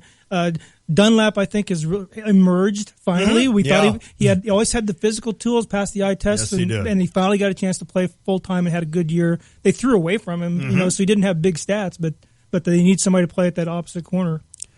Doug, who do you think's a sleeper in this class?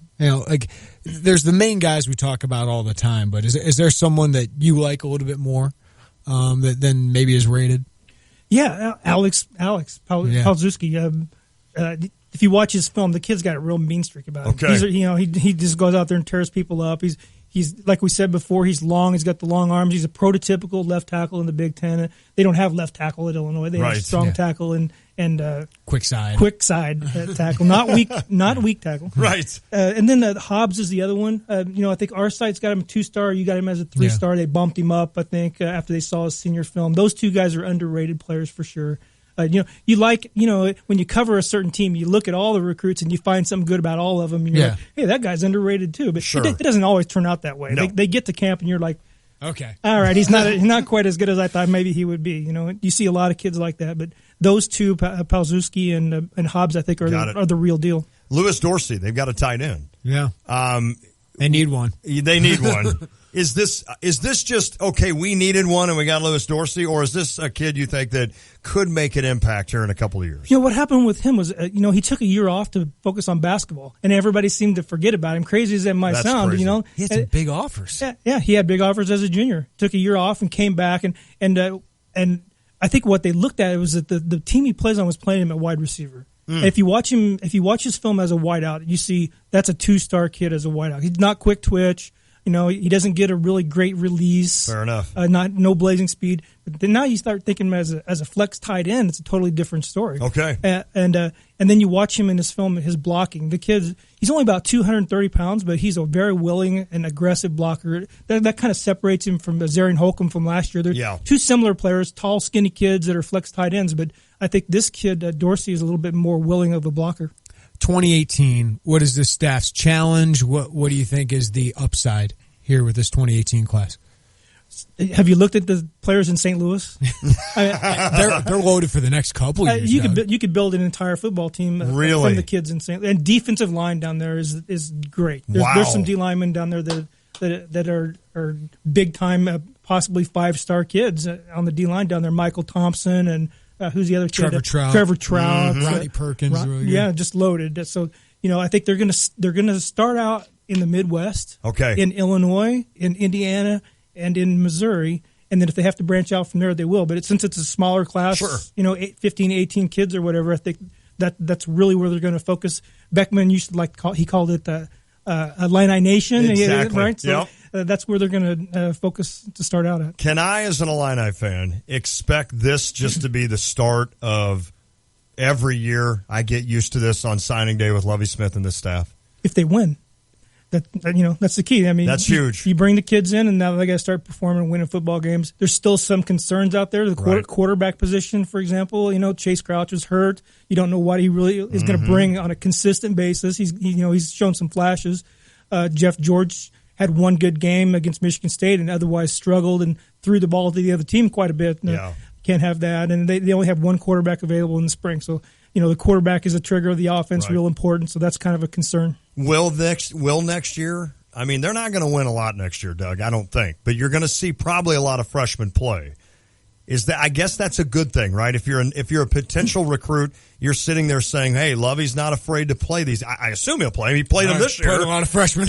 Without a doubt, and he's going to have to play a lot of these this year. I assume as a recruit, you sit there and think, all right, this is a chance. In other words, can he get by with losing one more year and still put together a good recruiting class? Yes, but one caveat to that. I think they got to be more competitive on a consistent basis. You got to go out and actually compete with the good teams, play some close games, look like you're making progress. Right. I don't think you can go out and play a conference team and lose by 40 points and be able to say at the end of the day, hey, we got better. Exactly. No, that's true. That's true. All right. That'd be like what John Gross is saying. We've avoided that. We really have. That's my fault. What do you think of basketball, Doug? Let's not go there. Get Josh Whitman on the line. Let's just move on to the next. Doug Bouchon, thank you so much, buddy. OrangeandBlueNews.com. You can follow him on Twitter. It's at Illinois Rivals. Doug, thank you. Thank you, guys. Appreciate you coming by studio. It means a lot. All right, when we return, Marian Catholic quarterback Cam Thomas is going to join us. Can't wait to talk to the quarterback recruit. It is the Tay and J Show. Are you at your best when the whistle blows? With Carl Sports Medicine, you can jump higher, run faster, and be on your game every time. Take advantage of our professional athletic training services, plus injury prevention and free sports medicine walk-in clinics with injury experts. Get ready to reach your personal best. Visit carl.org/sportsmedicine or call 217-383-3300. Carl, official medical provider of Fighting Illini Athletics. When the Illini men's basketball team plays, you save at Game Day Spirit, the official fan store of the Fighting Illini. Game Day Spirit appreciates loyal customers and loyal Illini fans like you, and that's why they're holding 3 fan appreciation days this month. On January 31st, cheer on the Illini men to victory and save 25% off everything in the store. Save on Illini hoodies, hats, tees, drinkware, and more at Game Day Spirit. Find them on Green Street in Campustown and at 1422 South Neal Street, Champaign. Busey is excited to be a part of the MoneyPass ATM network. From coast to coast, conveniently access more than 25,000 ATMs throughout the United States, surcharge-free. Regardless of where you live, work, or travel, your money is always around the corner. Visit Busey.com or download the Busey mobile app to find an ATM near you. Busey, your dream, our promise. Member FDIC. It's here again, guys. Valentine's Day is right around the corner, and you know what that means. Time to start thinking about the perfect gift. Or you can simply trust the experts at Sherry's Berries like I do. Picture your sweetheart when you surprise her at home or her office with decadent dipped strawberries made just for her. I scored major points last year by sending these amazing, unforgettable treats to my wife. She loved them. Hey, you have a unique Valentine. She deserves a one-of-a-kind gift, right? Well, this is it. These berries are ripe, juicy, and delicious. They come freshly dipped in dark, white, and milk chocolatey goodness, topped with irresistible toppings like chocolate chips and chopped nuts. And check this out. Right now, you can get Sherry's Berries for $19.99 plus shipping. That's juicy, gourmet, freshly dipped berries starting at $19.99. Go ahead and double your order for $9.99 more. Don't wait. Valentine's Day is almost here, and this offer expires soon. To get this amazing deal, go to berries.com, click on the microphone in the upper right-hand corner, and use code 4444. That's berries.com, code 4444. Berries.com, code 4444. It's a familiar place you know. It's a relationship to hold on to. It's a place for families, a part of growing up, and a key to staying healthy. There are warm, friendly faces, people you trust because you know you're in good hands, because you know there's complete passion, professionalism, and heart. If it's your first time or another visit, you get the care you deserve at Illini Smiles Dental Care. Dr. Shu, Dr. Fott, and Dr. Lou and their team are ready to see you now. Illini Smiles Dental Care, 303 West Springfield Avenue in Champaign. Book your visit online today at IlliniSmilesDentalCare.com. That's IlliniSmilesDentalCare.com. Illini Smiles Dental Care. We love to see you smile.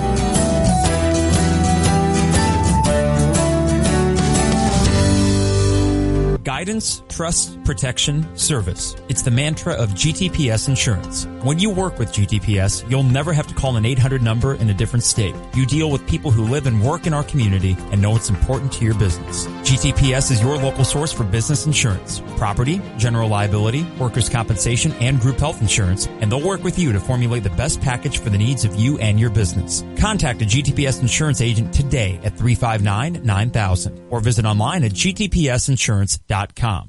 Hi, it's Stevie J. Start your day with me along with Diane Ducey, weekday mornings 7 to 9 here on ESPN Radio 93.5.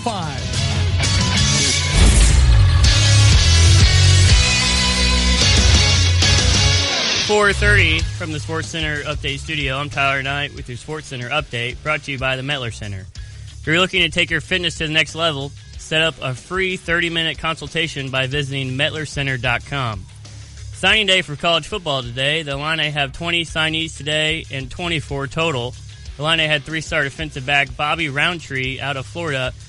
The Illini flipped Memphis commit Alabama DN Jamal Woods during an official visit. The Illini have the 33rd ranked recruiting class in the nation, which is 7th in the whole Big Ten. The Illini's chance to make the tournament shattered last night by losing a heartbreaker at home to Wisconsin 57-43. Did you watch that? Yes. Never mind. That's all I'm throwing out about it. I watched it. It wasn't fun to watch. Yeah, so roll on. Ethan Happ led the way for the Badgers with 14 points and 13 rebounds. Malcolm Hill and Maverick Morgan were high scorers for the Illini, both with 10 points. The Illini shot 27.6% from the field and 23.8% from three. The Blues have fired their coach, Ken Hitchcock, and promote Mike Yeo as the new head coach. Also in news, the Rangers who lack clarity in their rotation, are pursuing Jose Quintana, according to Steve Adams of the MLBTradeRumors.com. Also, the Cubs have traded for former top pitching prospect Eddie Butler from the Colorado Rockies. That's an interesting move. Really? Yeah, he's a former top prospect line of the Rockies, former first-round pick, and the Cubs kind of taking a flyer on him late. Well, that's such a Theo Jed move. And you can see it happen. Probably be awesome. Unbelievable. Thanks, Tyler. Yep. Tyler, well done, buddy.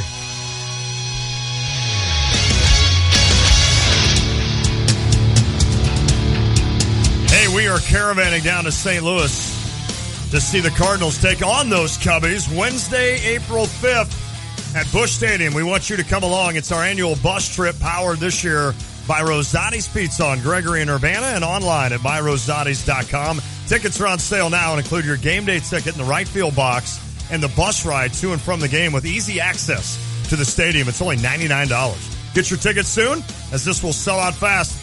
You can get them at SJ Broadcasting Studios, 2702 South Boulder Drive in Urbana near the Pine Shopping Center, or you can call us 367-1195, and you can visit, of course, the website. It's ESPNCU.com. Lon, we haven't talked yet about that Illinois basketball game. Got any thoughts?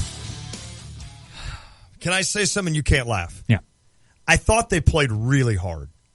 Sure. I thought that they, never. I agree with you. I didn't think it was an effort issue. It was not. I thought those guys busted it. And I think defensively, that's one of the better things I've seen defensively. Except for the first 5 minutes. Except for which continues to be an issue. Wisconsin out to a 16-2 lead. That does not help. But I thought that ended up being the difference in the game. That was exactly right. I think I said 12, you said 10, and ended up, 15? Yeah.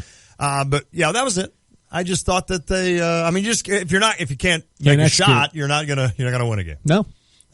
Shoot 27%. Yes. Is that what it was? That's frustrating, but let's talk about better things. Yeah, I was gonna say, can we just move on? And that's the Illini football recruiting class. We talked with Josh Sternquist, Illini Director of Player Personnel, and Doug Bouchon, orangeandbluenews.com. Let's get to the Jupiters at the Crossing phone line and welcome in the guy, the signal caller of this class. It's Marian Catholic quarterback Cam Thomas. Cam, how you doing today, buddy? Cam, how you doing, buddy? I'm doing good. How are you guys doing? Doing fantastic. Great. Well, what was it like today to send in that national letter of intent? Oh, it felt amazing. Just ready to get to work, get to put Illinois back on the map for football. This kind of a day, this is something that, and Cam, I want to know all about you, but what is this like on the parents' side of things? I've got a junior in high school that is not being recruited at any sport, but what is it like for them? I can't imagine how proud of a moment it is for parents, grandparents, just your entire family to know that you have signed a national letter of intent to come to such an esteemed college like the University of Illinois. I can only imagine how they feel because they're the reason I got the scholarship. They've helped me through the years and always kept me level-headed. And without them, I wouldn't be in this situation. So I'm sure they're walking around with their chest stuck out, and they should be chins held high. Cam, you committed in the spring after Garrett came and saw you. Illinois offered, and you committed pretty quickly. Why did you pick the University of Illinois and Lovie Smith? Why did you want to come here and be a part of this program? I picked Illinois because of the relationships that I felt from day one. When me and my parents first walked into the building, they treated us like we were family, like we were already there, and that was something I just didn't feel with other places. Other places were cool, but Illinois, they were just ahead above the rest. And just fell in love with it, and glad to stay home. And what was it? Yeah, what was it like when Garrick McGee came up to watch you throw? I feel like there'd be a lot of pressure involved in that, Cam, because I knew you wanted that offer so much. So can you kind of set the scene and tell us how you were feeling when you're sitting there kind of throwing in front of him? So before he got there, it had just started to rain. There was a light rain going on. I was like, oh no. so I was like, all right, I gotta really really be on it today. And warming up, he walked up with Coach McGarrigle, and they were cool. And really, them walking up, it actually calmed me down because when he comes around, he always cracks a joke or says something to make me laugh, and that really helped me relax and just get down to business. What sticks out about Coach McGee? Because obviously he's the one you're going to be in that film room with for the next 4 or 5 years. You're his first hand-picked quarterback, Cam. Right. That's cool. So what stuck out about him, and why do you fit with Coach McGee? Coach McGee, he's probably one of the best football minds I've ever been around, and I just can't wait to see the things he's gonna teach me and help me do. And really, I'm just excited to work with him because I feel like he can take me the places I want to go. Cam Thomas, Marion Catholic quarterback, the first quarterback recruit for Lovie Smith and this crew as the true freshman coming in the 2017 class. Cam, I heard that I should not challenge you to a 40-yard dash. Is that true?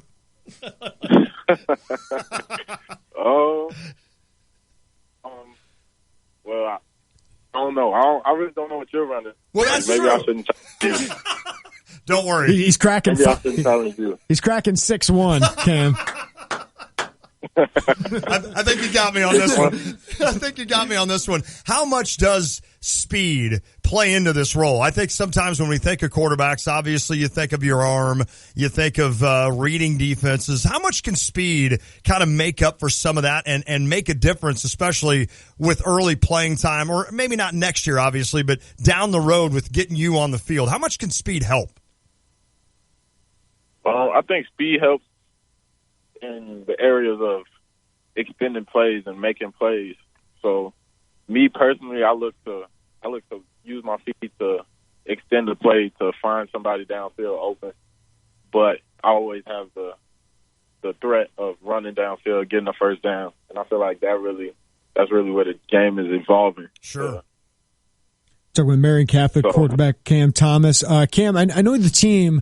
Marion Catholic, I mean, you didn't have a lot of help around you the last couple of years. Won one game each of the previous 2 years. So, what did you learn from all those struggles in high school?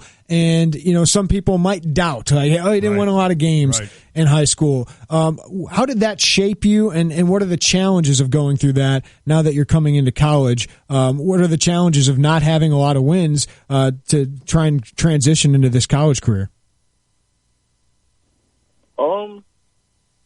I don't think the record hurt me. I think it helped me because being at Marion and losing, it was the first time I've lost like that in my life, and it taught me to be humble, to not get too high when you win and not get too low when you lose. Just take it week by week and keep your nose to the grindstone and keep working. Don't ever give up, no matter what the scoreboard says, and always compete. All you can do is compete. This in-state class seems pretty tight. You, No doubt. Ricky, Kendall, and you guys added a lot of help. I mean, you guys started this thing in the spring. How did you guys play a role in this whole recruitment process to help get 10 in-state guys here? Honestly, we just hung out with them, and everybody was just cool, and we just got along. But I got to give it to the coaches. The coaches are the ones that bring in the quality guys, the guys that are now my brothers that I'll go to war for. So just got to give it to the coaches. Cam, when I list off things like 6'5", 310, 6'5", 330, you've got some big boys ahead of you in this class with regards to offensive linemen. That has to make you feel pretty excited knowing that they're going to keep defenders off of you. Oh yeah, those are my boys. They know that my house is always open for dinner, and they're always welcome. You better watch out on that. Those boys nice. You better bring We're ready for them.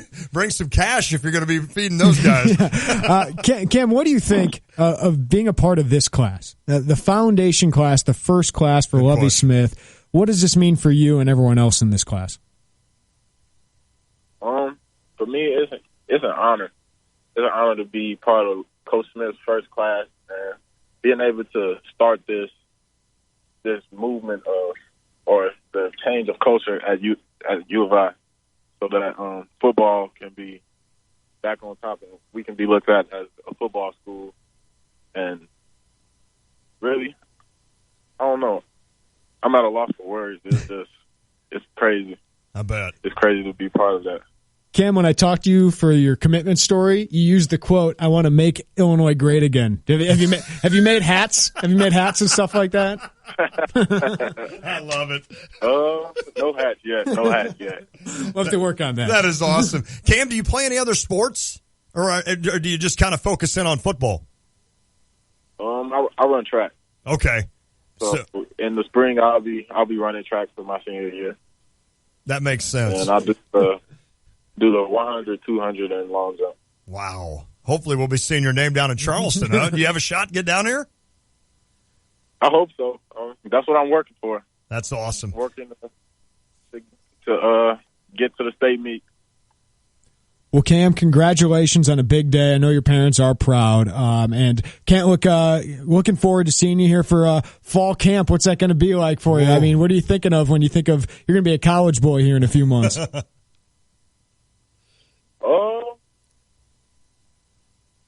Really, I'm just thinking. I just can't wait to get down on campus, get to work with the guys I've built the bond with in my class and the people that are already there. The guys on roster right now, so I just can't wait to get to work, and I'm sure everybody else feels the same way as me. Absolutely. Cam Thomas, Marian Catholic quarterback. He's part of Lovie Smith's first recruiting class. Signing day was today. Cam Thomas, congratulations. Thanks so much for joining us, my friend. Thank you for having me. Thanks, Cam. Congrats, Good stuff. man. Good stuff for Cam Thomas. What do you say? He's speechless. I'm at a loss for words. I'm sure a lot of emotions for all of these kids today. Yeah, Cam Thomas, of course, the quarterback's going to get a lot of focus. Cam's going to be a couple years away here, but he is very toolsy. Okay. He's got a good arm, as Doug said. Maybe not a rocket arm like the last quarterback had, right? But he's got a good enough arm. I think he does compare a little bit to Nathan Shieldhouse. Okay. I think Shieldhouse came in here a little bit more ready to play because he was at Rockhurst, this big powerhouse program in Kansas City. Cam took a licking at Marian Catholic because his team wasn't very good, but he played really good teams. But Garrick has a pretty good eye for quarterbacks. Yep. He had Lamar Jackson. Right? I mean, I'm not saying Cam's going to be that. No, because Lamar was a big recruit. But Cam's got that speed. He's got that kind of arm. Yep. He's got that elusiveness. And he's got that kind of mentality. Okay. He's not Nathan Shieldhouse, but he's a leader. Yeah. He's smart. All those things that you look for in a quarterback, and I know Garrick is really excited to get him in here. He's got a lot of work to do, but that means Garrick can mold him into the quarterback that he wants, and he's got all the tools to do that.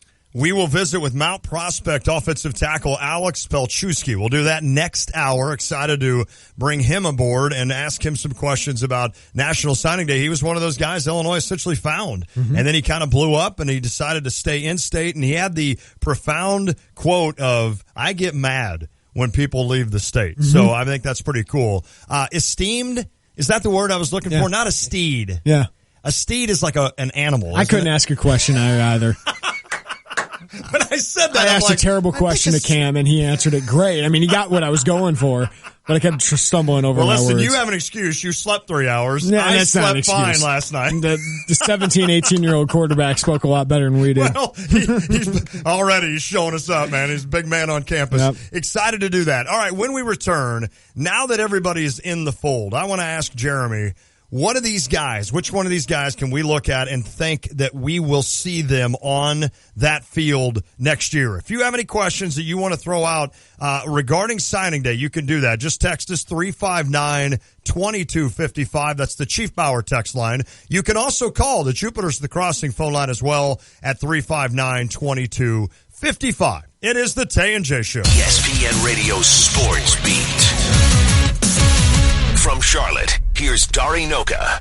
Happy National Signing Day, everybody. Throughout this day, you've heard names you assume you'll hear in college football for at least the next 3 years. You've probably seen some high school senior dramatically diss the hats of 3 schools while putting on the hat of 1. It's their day when they get the spotlight they've long craved in front of a national audience choosing to attend the University of whatever.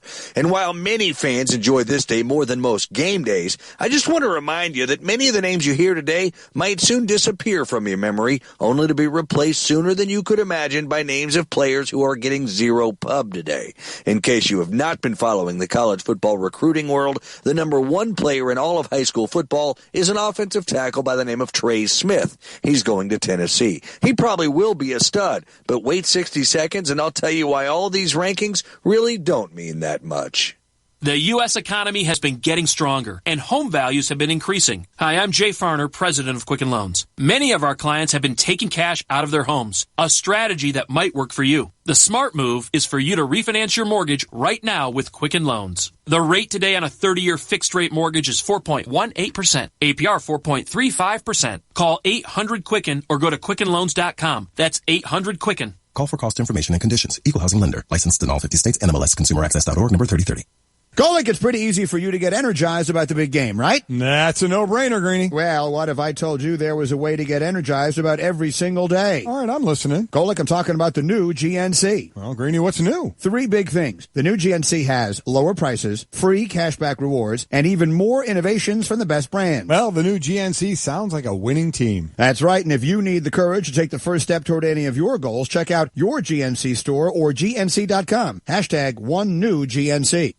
You want to get all fired up or depressed about how your team does on National Signing Day? Go ahead. But let me give you several reasons you should not use today as a gauge for your team's future. 2 years ago, the top 3 quarterbacks coming in were Kyler Murray, Blake Barnett, and Jarrett Stidham. They've all transferred. Jake Browning, he was 9th in that class at quarterback. He led Washington to the playoff this year. Coming out of high school a few years ago, Dak Prescott. Heard of him? He was ranked number 41 among quarterbacks. Odell Beckham was the 62nd ranked athlete. SEC Defensive Player of the Year Michael Sam had 74 defensive ends ranked ahead of him coming out of high school. Heisman Trophy winners like Sam Bradford and Johnny Manziel were hardly blips on the radar. And more recently, when you hear Derek Barnett's name in the first round of this year's NFL Draft, remember he was ranked 298th in his class 3 years ago. My point, signing day is fine, but there's still actual football to be played. With the ESPN Radio Sports Beat, I'm Dari Noka. Hi, it's Stevie J. Start your day with me along with Diane Ducey, weekday morning 7 to 9, here on ESPN Radio 93.5. It is the Tay and J Show, ESPN Radio 93.5. Latte, Jeremy Warner, happy birthday. Thank you. Happy birthday to Austin Birkland. Yep. Our great intern, and Scott Sievers, our engineer. I was able to tell Scott that. I was able to send Austin a note this morning, and then I forgot to tell you happy birthday. No problem. Whatever. Well, did you enjoy a beer last night? I did. I enjoyed 2 of your Green Line beers. So those are good? I ate half that popcorn. Wow. I mean, it's not that much actually in that big bag full of air, but I munched on that. Good for you. Had a couple beers, helped me go to sleep at 1 o'clock. There you go. Woke up at 5. Man.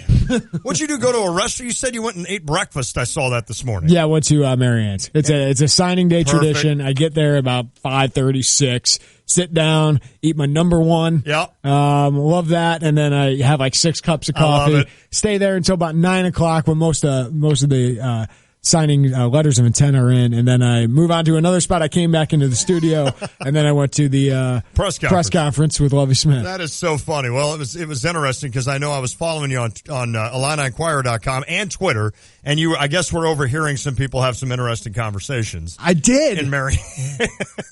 One guy goes, I tell you what. Yeah, I saw the HHH1. Yeah, I tell you what.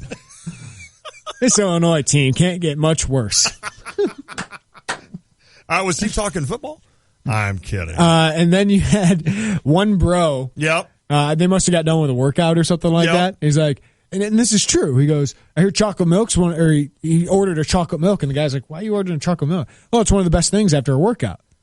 And so the other bro goes, I'm going to have a chocolate milk too. Oh, really? Yeah, so just like that? Yeah. Wow. I mean, he must have some persuasion about him. That's interesting. All right, 359-2255 if you want to weigh in on the Jupiter's The Crossing phone line or text the Cheap Hour text line. Signing day today. I want to ask you, as we look at this list, and I know a lot of you guys are driving and can't look down on the list, which one of these or how many of these players do you feel like will see the field? And as we mentioned with Doug Bushon, Lovey showed this year that he's not scared to play a freshman. If you're good enough and if you can help the team, get out there and play. So what are you thinking as you look down this list? All right, you want to ask me definite guys Ricky Smalling's playing. Okay. He'll likely start. Carmani Green. Okay. 2 wide receivers. Yeah, he's going to be part of that rotation most likely. Owen Carney Jr., I'd expect to be part of the rotation or start. Okay. Delshawn Phillips, the JUCO linebacker, will definitely start. I would expect Larry Boyd to probably be a starter most of the year. I asked Thad Ward about the running backs, Rayvon Bonner and Mike Epstein. He said they probably need to play this year. Okay, So I expect those guys to play. Tony Adams is interesting, the cornerback out of St. Louis University High School. Phenomenal athlete. Runs a 4.5, 6 foot 185. He's got the length at cornerback that they really want, but he's coming off a torn ACL. Okay. So that's a guy that'll be interesting to watch. Nate Hobbs, 6 foot 170, ridiculously fast. They need cornerbacks. I'd expect him to play. Okay. Defensive line, I asked Mike Fair about all those guys. They need defensive ends to play. I'd expect Bobby Roundtree to play. Deion Pate and Jamal Woods will be interesting. They're strong side defensive ends, and so is Olaire Oladipo. Okay. I would expect at least one or two of those guys to play. Maybe another one can redshirt. Mark Mondesir, I'd expect a redshirt. Okay.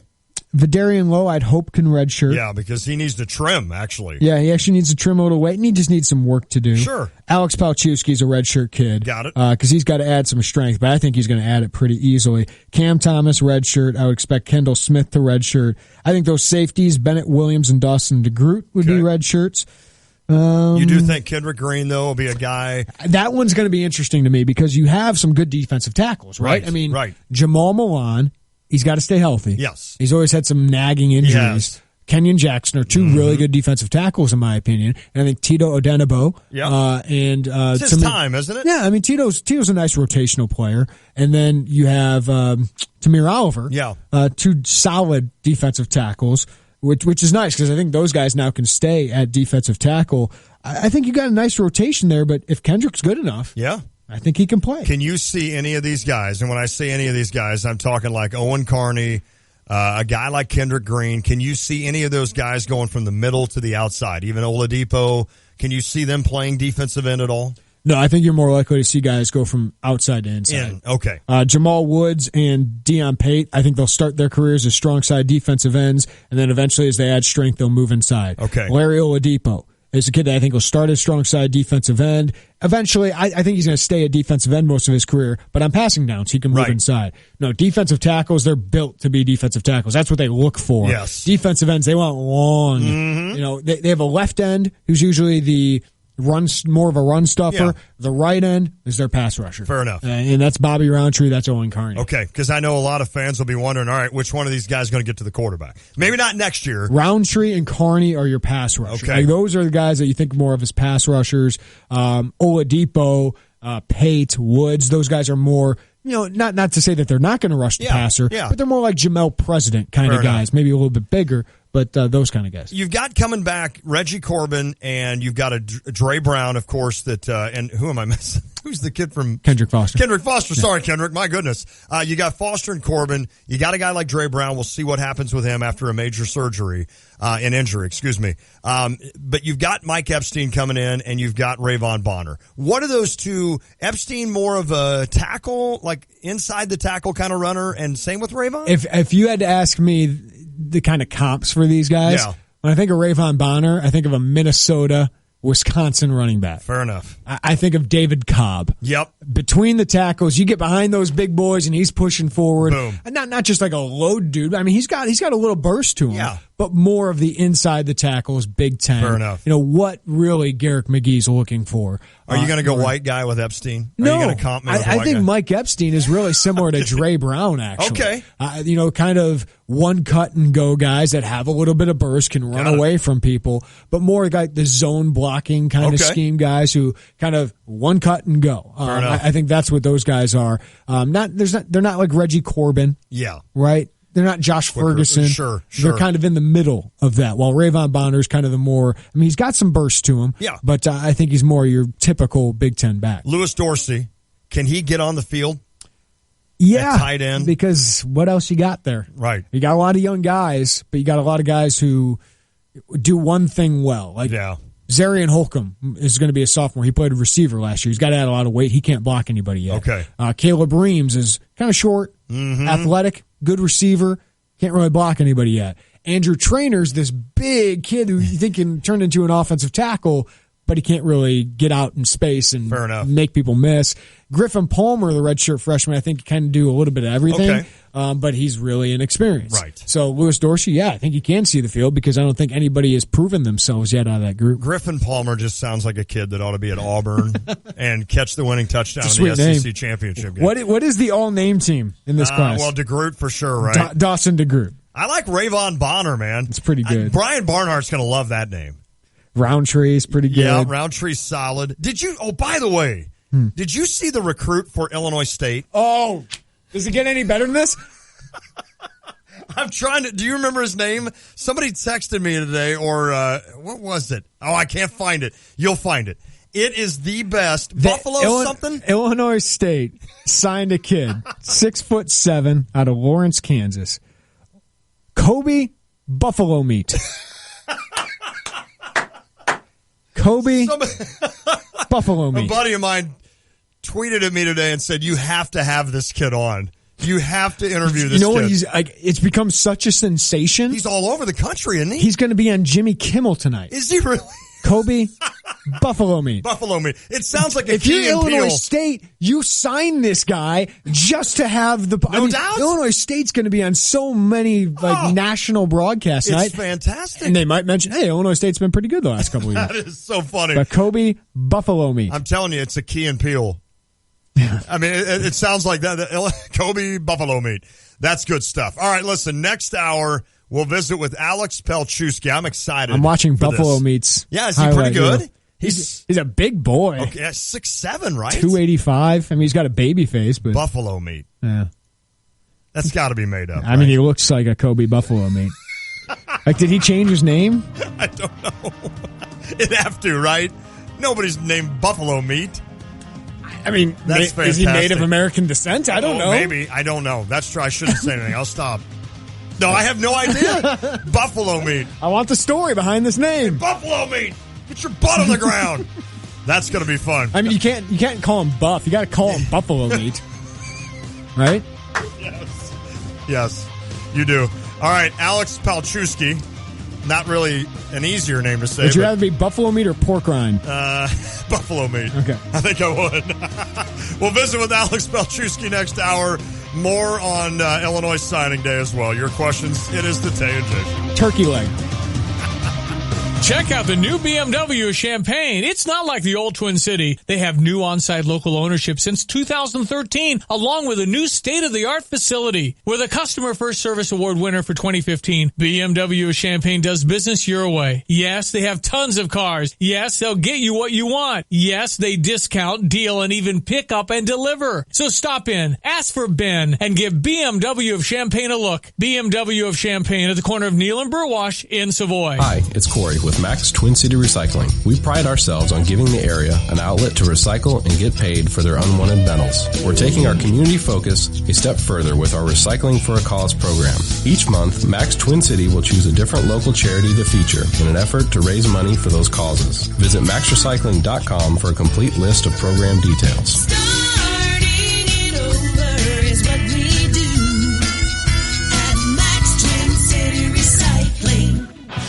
Hey guys, Mike Carpenter from the Tay and J Show, and for this Illinois basketball season, we have a brand new show on ESPN 93.5 called The 200 Level. Ride the roller coaster with myself and Steve Breitweiser each Monday night at 6, right after the Tay and J Show, every Monday through the NCAA tournament. The 200 Level is brought to you by DP Dough, Shambana Sales, Cheap Hour Service Experts, and Heiser Allstate Agency. The 200 Level, Monday nights at 6, beginning January 9th, only on ESPN 93.5 and streaming online at espncu.com. ILLINI. Cheer on the Illini at Pia's. The pregame fun starts at Pia's Sports Bar and Grill.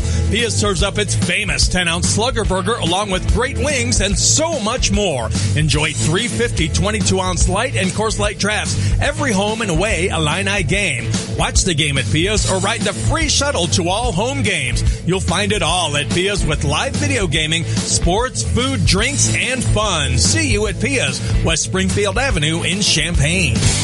This is Chris Raby inviting you to follow the Redbirds this offseason on the Cardinals Countdown to Opening Day show presented by Amarin. Join me along with Mike Claiborne for the latest news on the 2017 Cardinals. We'll hear from Mike Matheny, John Mozeliak, Cardinals coaches and players, and Cardinals broadcasters John Rooney, Rick Horton, and the voice of the Cardinals, Mike Shannon. Catch all the Cardinals action right here on the Cardinals Countdown to Opening Day show presented by Amarin on the Cardinals Radio Network. Hail to the orange. Hail to the blue. Hail alma mater. Ever so true. We love no other, so let our motto be victory. Illinois. Varsity. Fighting Illini basketball mini plans lets you choose 3 or 5 games that fit your schedule. Secure your seats today by calling 1-866-ILLINI1 or by visiting fightingillini.com. Live from the Habib BPC studios, this is WSJK Tuscola, Champaign-Urbana, your home for the St. Louis Cardinals. ExxonMobil CEO Rex Tillerson is the new Secretary of State. The yeas are 56. The nays are 43. The nomination is confirmed. Arkansas Republican Senator Tom Cotton announcing the results. Tillerson's ceremonial swearing-in takes place in less than an hour. President Trump will be participating. A rough road in the Senate for 2 more of the president's cabinet nominees. With Democrats boycotting Senate Finance Committee meetings to vote on the nominations of the next Treasury and Health and Human Services secretaries, Republican leadership changed the rules, and Stephen Mnuchin and Dr. Tom Price's nominations will soon go to the full Senate for final confirmation. Finance Chairman Republican Orrin Hatch blasted the Democrats for their tactics. It's just another way of roughing up the president and his choice of nominees. Tempers flared again at a Senate Judiciary Committee hearing when Minnesota Democrat Al Franken ripped Texas Republican Ted Cruz, who wasn't even there. Fox's Mike Emanuel on Capitol Hill. President Trump's national security advisor taking a strong stand against Iran for recent hostile actions, including testing a ballistic missile. President Trump has severely criticized the various agreements reached between Iran and the Obama administration, as well as the United Nations, as being weak and ineffective. Instead of being thankful to the United States in these agreements, Iran is now feeling emboldened. As of today, we are officially putting Iran on notice. But General Michael Flynn wasn't specific about exactly what that means. President Trump has approved a disaster declaration for South Dakota and ordered federal aid to supplement state, local, and tribal recovery efforts in areas affected by a severe winter storm at the end of December. You're listening to Fox News Radio. Fair and balanced. Valentine's Day is around the corner, and I have an amazing deal from Sherry's Berries. Right now, you can get their giant, juicy, gourmet dipped strawberries starting at $19.99. Listen, these berries are huge and come freshly dipped in dark, white, and milk chocolatey goodness, and covered in toppings like chocolate chips and nuts, all starting at $19.99. But hurry, this offer expires soon. The only way to get this amazing deal is to go to berries.com, click on the microphone in the upper right corner, and use secret code 6565. Berries.com, code 6565. How do you become America's best-selling brand? Test drive a Ford Escape and find out. With available EcoBoost power and a host of class-exclusive features designed to make life better. Compare Ford Escape next to a Toyota RAV4 or Honda CR-V, and the reasons start to stack up. The 2017 Escape. That's Ford. And that's how you become America's best-selling brand. Sales claim based on 2016 calendar year sales. It's are holding guards hostage at a Delaware prison. Fox's Gernal Scott is here live with the latest. Kathleen, as of now, 4 people continue to be held at the Vaughn Correctional Center where Delaware's death row is housed. Since the incident began this morning, 1 hostage has been released, but Delaware State Police spokesman Sergeant Richard Bratz did not go into what specifically led to the standoff. What we know is that a correctional officer made a radio call for immediate assistance from within C building, which houses over 100 inmates. 2,500 inmates are at the prison. Sergeant Broad said attempts to negotiate continue, but reports are no demands have been communicated from the inside, Kathleen. Thanks, Gernal. The outrage continues over the president's executive order temporarily banning immigrants from 7 mostly Muslim countries from entering the U.S. The latest coming from a Gold Star father who spoke against the then GOP candidate during the presidential election. He has alienated patriotic American Muslims in United States. He has alienated them. When you alienate a community, when you alienate any group, that group becomes the ground for bad to happen. Khizr Khan lost his army captain's son in the Iraq War. The Vatican also criticizing President Trump's immigration policy, a senior official expressing concern, and the Vatican newspaper writing that closing doors to immigrants means depriving the U.S. of potentially important resources, which is counterproductive to American economic interests.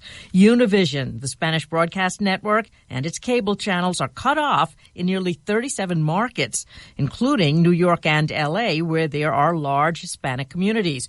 Univision and Charter Communications are in a payment dispute. No word on when that may be resolved. I'm Kathleen Maloney, Fox News Radio. Kathleen Maloney. Here's your ESPN Radio 3-day forecast brought to you by... tired yet? Not bad. Ask me in about an hour and a half. Okay, you need a Mountain Dew or anything? I can send Tyler out. No, I'm good. Okay, we're good. Here's your ESPN Radio 3-day forecast brought to you by Chief Bauer. Need a furnace expert this winter? Call Chief Bauer Service Experts at 866-EXPERTS or visit them online at chiefbauer.com. It's been a mild winter. It's going to continue. Partly cloudy tonight, a low of 20. A little cooler tomorrow, mostly sunny, high 30, low of 18. Friday, mostly sunny, high 29, low of 15. Warms up into the 40s going into next weekend, though. Right now, mostly cloudy. Sun's going down, 37 in Champaign-Urbana. When the sun...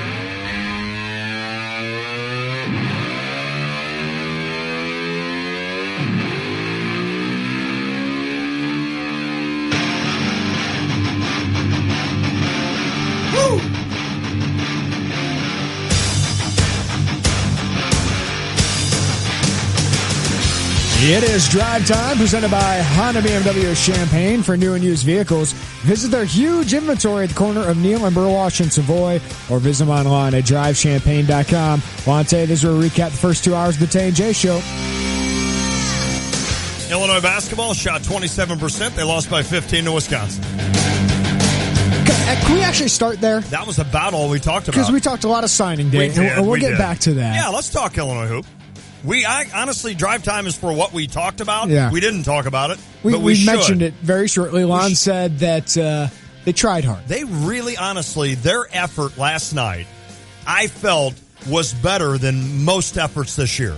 I felt like they were going 100 miles an hour in a good way.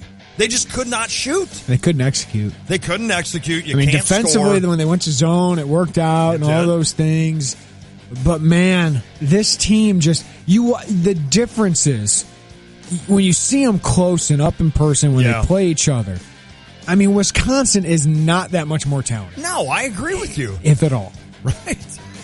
But they have a system. Yep. They're connected. Those guys have played together a lot and won a lot of big games, right?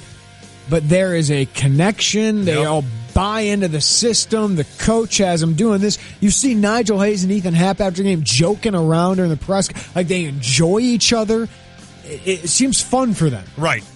Nope. And they seem like they're all going towards the same goal. With Illinois, it doesn't feel like they're all connected on the same page. Like they buy into what they're doing. Like they all know what they're supposed to do. It's just complete opposites. I talked to a former Illini today, and he just basically said that this team, he's lost this team. This team's quit on him. I agree. So, I mean, now the effort last night was there. Like I don't think they believe in him. That is probably what he probably actually thought too. I mean, some people do, and I can't.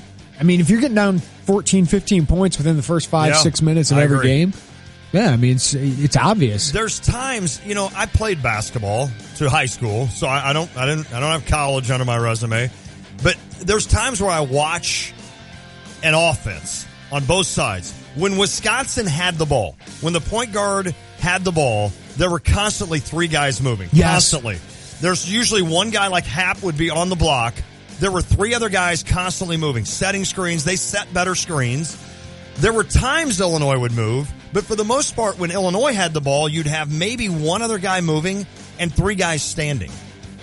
And I'm being certain, like this wasn't 1 or 2 trips down the court where I said, all right, well, hold on, maybe the next time they'll move. Now they really didn't. Oh, maybe the next time they'll move. I keep hearing John Gross yell last night, execute. Yeah. Like that's his thing because he knows that's the issue. Like they don't know how to execute what he's doing or they don't want care to. Well, that's the thing, and that's what's scary. That's what's scary. If they don't understand what they're doing, then that could be a major problem. I know a lot of fans want the media to go after John Gross right now and start asking him about his job status. We got a long way. Mm-hmm. But what I asked him is because I don't think they have a chance to do this. I asked him, you've gotten down in the Big Ten a lot. Yeah. But you've come back. Like your teams have battled back in the past. His first 3 years, they battled back. Right. They didn't make the tournament, 2 of them, but they always battled back and gave themselves a chance. I don't think this team's going to give itself a chance. I don't either. And even though the schedule wraps up there, I just don't see the belief in this team. I don't see the fight in this team. So I asked him, like, do you see it out of this team? He didn't answer the question. Okay. But I don't see it. I don't see it out of this team. I can't see this team getting to 8 or 9 wins in the Big Ten, even giving themselves a chance. That's too bad. And it really is too bad. You sit there and you're like, yep, here we go. It's a self-fulfilling prophecy, and we got 6 more weeks of it. 7 more weeks of it. I mean, it's another wasted season. For me, as a fan. You figured it out. Yeah. I think you're going to get your answer. Well, right. You're already halfway. I mean, you're 3-7. You're undeniably one of the worst teams in the Big Ten. Yes. It would be almost a miracle to me. It would be. If Illinois is not playing on Wednesday of the Big Ten tournament. Yeah. A bottom 14. Wow. Oh, man. Right? Yeah, and then you got to win 5 games. Probably playing Ohio State in the first round. Yeah, that's perfect. And both those coaches might be gone. Wow. From the same tree. Can you imagine? And Thad Matta certainly has done his part, though. Yes, but it's gotten to that point. But you're right. It has. Kind of like your boy Ken Hitchcock. Yep. I even saw that last night watching Ohio State. It was just, there was so much empty. It seems similar, doesn't it? It seemed very, I'm glad you brought that up. Except the one's in their 14th year and one's in their 5th year. Has some credentials, and the other one just doesn't. The bigger story today is the Illini football signing class. We had Josh Sternquist. Oh, it wasn't Hitchcock? No, Illini Director of Player Personnel in the 3 o'clock hour. We talked to Doug Bouchon. We talked to Marion Catholic quarterback Cam Thomas. Lon, this is a nice day for Illinois football, and Lovie Smith did not ruin it at a press conference like his predecessor. Oh, my. I remember that 2 years ago? Remember? Why'd you have to do that? Remember that? Remember Backman? I was doing fine, and then you brought him up. Remember Beckman? Oh. Yeah, because I had a beer with him at Addie's a few times. He's a great guy. To me, he seemed like a nice guy. I loved having a beer with him. Seemed like a nice guy. But Lovie, I think they hit it out of the park with this class, and it's relative for Illinois. I think you're getting kind of drunk without drinking. I think you've had I'm having fun. non-sleep that you're getting that way. I'm having fun. I love it. I think this is kind of like a move the fences in. Right. But I think for what that was, the handicap of this class. Yes. I thought they hit the ball out of the park because this is the second best class in the Big Ten West Division. You landed 6 defensive linemen that I think are all Big Ten quality. That's awesome. Usually you're stretching on a lot of those. You landed 4 offensive linemen that I think are all Big Ten quality. Yep. And you hit every need. Like you hit every need. Yeah, maybe you could use another guy in the secondary, a better player. Sure. Maybe you could use a slot receiver. But I think they did so well in this class, given that they started really, in April? Yeah. When most of these guys, when most teams have had a year, investing in this class. Relationships. Yeah, I think they knocked it out of the park in this class. And I think they set a great foundation. Yep. It's going to take time. Yep. And this isn't a class that has a lot of flashy players, but they got the meat and the potatoes. And that's what Illinois football has been missing, is those linemen, the trenches, and then some speed on the outside, Amen. some playmakers. But I'm really excited about what this class is. Now they got to build on it. Yep, and you said it perfect to start the show. It's, first of all, this is Lovey's foundation class. Regardless if it was good or not, this was going to be the class that was his first class. But I think this truly is a foundation class in the sense that this will help develop depth down the road, as long as they all stay. Now, anything can happen. But then you said it perfectly. Not only is this the foundation class, but they started it inside. And what I mean by that is they started it on the lines. You mentioned 6 defensive linemen, 4 really good offensive linemen. There's a lot of beef. There's a lot of talent that could really develop into 3 or 4 years down the road when Illinois is maybe winning 7 or 8 games, and you're looking at these guys saying, hey, I remember when Owen Carney signed. I remember when Verdarian Lowe signed. I remember these guys, and that's huge, and I think that's perfect. They started from the inside and worked out, and I love it. And I mentioned the comparison. Everyone always talks about Ron Zook's 2007 class that had Regis Ben and Martez Wilson. And, those 5 stars worked out. But there wasn't a lot of depth behind them. No. A lot of those guys didn't work out behind them. The next 2 classes, those were the really great ones. And that's why you got to bowl games in 2010 and 11. Right. But you really underachieved as a coaching staff with that talent. But look at all the pros that are in those 2008 and 2009 classes that gave you a lot of depth. That's what I think this class can be. And they did great in state. You had 10 in-state kids, that's awesome. 7 from Florida. I think they want to get better in Texas, and Josh said Alabama and Georgia will be big areas for them moving forward. But I think this is a good foundation class that kind of looks like an Iowa class. Looks like a Wisconsin class. That's what Illinois needs to do to compete in the Big Ten. And I hope people understand we're not saying this is Ohio State's class or Michigan's class. But for Illinois, this is a really, really good class for Lovie Smith in his first one. And Josh Sternquist, as you mentioned, the Atlanta Director of Player Personnel, joined us in studio. And he talked about how that really helped. Like, those guys really worked so well with the coaches. And those guys like Josh, they help set up, interviews. They help set up visits. They make sure the coaches don't have to worry about what school I'm at next. How am I getting there? When am I getting there? They set all that up, and that allows the coaches to recruit. Yeah. And recruit only, and that's huge, and it showed this year. Yeah, I think this is what you wanted when you got Lovie Smith. It is. And I'll tell you this again. Lovie likes this. That's awesome. I think you answered the question of, does Lovie Smith desire to recruit? Yes. Yes. Is he good at recruiting? Yes. And that's what you need going forward. I love it. That's Drive Time, presented by Honda BMW of Champaign. For new and used vehicles, visit their huge inventory at the corner of Neal and Burwash and Savoy, or visit them online at drivechampaign.com. All right, coming up again at 5:45, Mount Prospect offensive tackle Alex Pelchewski. I cannot wait to visit with Alex and ask him about Illinois basically finding him. And then he decided at the very end, even though he had other commits or other offers, he decided to stay true to a state school, and he said that. So we'll ask Alex about that. If you've got any questions, and this is why I wanted to kind of take a minute here, that you want to ask Jeremy about signing day, you can ask me. I'll give you some answer, but I think it's probably better to ask Jeremy. 359-2255. Text those in on the Chief Bauer text line, 359-2255. If you want to talk Illinois Hoop, we can do that as well. Send your questions in. Same number if you want to call us on the Jupiters at the Crossing phone line. It is the Tay and J Show.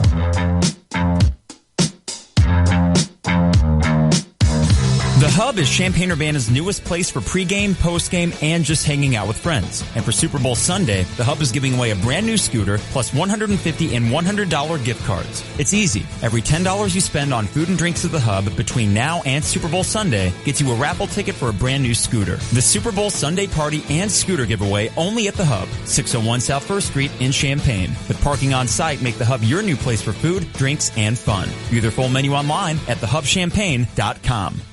Congratulations to Betsy Alfonso with the Urbana Police, our law enforcement official of the month. Why Special Olympics? That's dear to your heart. It's just something that is just a great cause. It helps out a lot of people. It's something fun to do. I went to the Special Olympics actual ceremony this past year, and it was just amazing. Well, again, congratulations. But what do you want to tell people about law enforcement, folks you work with? What would you tell them that they don't know? I appreciate everybody that I work with. I grew up with only sisters, so now I have a ton of new brothers, and I really like everybody, and this is a great field to work in. You just have to stay positive. God bless you, because we need people like you, and it's hard. You're very positive about it all. It's a tough job right now, particularly these days, and everybody says Betsy Alfonso is incredible, so way to go. I mean, it was 6-7 years, that's all you've been around, and you're just making it. Went by like that.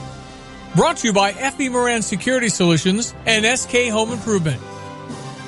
Have you ever bought something that you loved only to have it give out after just a few uses? That can be really frustrating. And that's why at Champagne Surplus, they carry only the best products available. Each item in the store has been hand-picked to offer you the highest quality, curated selection from brands like The North Face, Patagonia, Merrell, and dozens more. And at Champagne Surplus, they don't just sell the stuff, they use it too. There's no need to spend hours researching before going in, because the employees at Champagne Surplus are there to answer your questions and make sure you find the exact right item. Are you traveling soon? Let them help, because they've been there. From anti-theft luggage and money belts to quality hiking shoes for long days of walking, Champagne Surplus can help you find the perfect items for your unique travel itinerary. Plus, right now, save 30 to 50% on top brands during the winter clearance sale. Stop by for great deals on quality products and the helpful service that you deserve. Champagne Surplus, 303 South Neal Street, downtown Champaign, and at champagnesurplus.com. Check out the new BMW of Champaign. It's not like the old Twin City. They have new on-site local ownership since 2013, along with a new state-of-the-art facility. With a Customer First Service Award winner for 2015, BMW of Champaign does business your way. Yes, they have tons of cars. Yes, they'll get you what you want. Yes, they discount, deal, and even pick up and deliver. So stop in, ask for Ben, and give BMW of Champaign a look. BMW of Champaign at the corner of Neal and Burwash in Savoy. The Upper Bout in Champaign, a music store with a different kind of attitude. Their showroom features high-quality brands from Gibson, Martin, and Taylor guitars to Vox, Mesa Boogie, and Analog Outfitters amplifiers. The Upper Bout's expert staff will personalize your experience, answering every question and setting up your guitar exactly the way you want it. Whether you're a lifelong musician looking to add to your collection or a lifelong music fan looking to buy your first guitar and take up lessons, the Upper Bout has you covered. Stop by the Upper Bout on Neal Street in Champaign next to El Toro, or visit them online at theupperbout.com. Coach Mike Ditka is not just talking sports. What'll he say next? Hear him here Monday and Friday mornings from 7:30 to 8 with Brother Johnny and me, Stevie J, on ESPN Radio 93.5. It is the Tay and J Show, ESPN Radio 93.5. Lonte, Jeremy Warner. Talking a lot of signing day today. Got some questions coming in that we can tackle here on the Cheap Hour text line. Also some calls on the Jupiters at the Crossing phone line. If you want to weigh in, it's 359-2255. Again, Mount Prospect offensive tackle Alex Belchewski is going to join us about 5:45. I'm excited to visit with Alex. Let's go to the Jupiters at the Crossing phone line. Brad is with us. How you doing, Brad? Hey, I'm good. All right, so I said I would do this before I'd call in, so I'll make it quick. Happy birthday to you. Happy birthday to you. Happy birthday, Jerry and Austin. Happy birthday to you. Thanks, Brad. And Scott, our engineer that nobody likes. Shout out to Barry Hauser and the Marching Illini for 4 years of teaching me how to do that. Nice. Shout out to the trumpet section. No, I want to talk a little Dwayne Lawson. Yeah. I know this signing class looks really good. I'm very excited. It's great to see the reaction on social media. But I really like Dwayne Lawson as kind of the interim solution for the next 2 seasons. I think he could be a great asset to Garrick McKee's offense, kind of that run-pass style. Definitely going to see a lot of zone reads in the offense. But what do you think about either starting him primarily next season and in 2018, or giving Cam Thomas the ball out of the gate? You saw a lot of kind of the freshmen, sophomores get in play last year with Lovey, get that into his system early. So do you think we go right to the JUCO this year, or do you think Lawson's kind of going to be the one who molds and shapes our quarterbacks of the future? All right, Brad, excellent thanks, Brad. question, buddy. Appreciate it. Good singing. No, yeah, thanks for that, Brad. I appreciate it. That was cool. Austin does too. here's what I would say. If Dwayne Lawson gets here in June, yes, I think he's your guy. I do too. If he gets here in August, he likely won't be ready to start. That's almost impossible. Until mid-year. Right. And I guarantee you, Garrick McGee, even with that, would be really tempted to play him. I bet. I mean, he's 6'6", 230 pounds, runs like a gazelle, has a big cannon for an arm, and is really like that is a weapon that you want to use. It's hard to hold that back and keep it in the holster. It's like right? the toy on Christmas that you can't play with. Yeah, but I'm with you. You sit there and think to yourself, well, if I'm going to get half a year out of him, and I know I'm probably going to win this year, I could have 2 great years with him. Yeah, good call. I could have 2 years of him at his ceiling where I get full seasons of it. And then I got Cam and whoever, Corin Taylor, whoever's after that, right? And you want to redshirt those guys and you have like a system of that.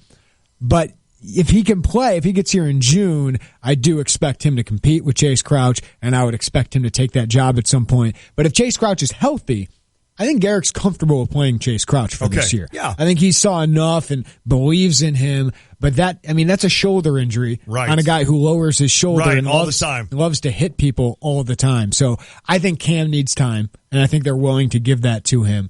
I think they need to redshirt him, and I think they plan on that. But that Dwayne Lawson story will be really interesting because if he gets here in June, I think they're definitely going to play him, and he will be your bridge guy to Cam Thomas, Corin Taylor, whoever else is here.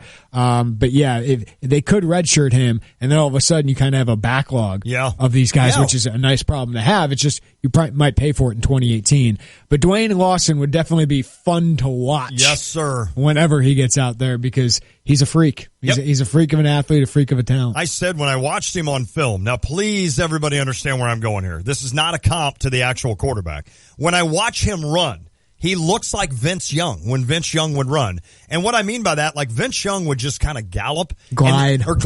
And then somebody would try to take his feet out and he'd just kind of step through him. And that's how this kid is when you watch film of him.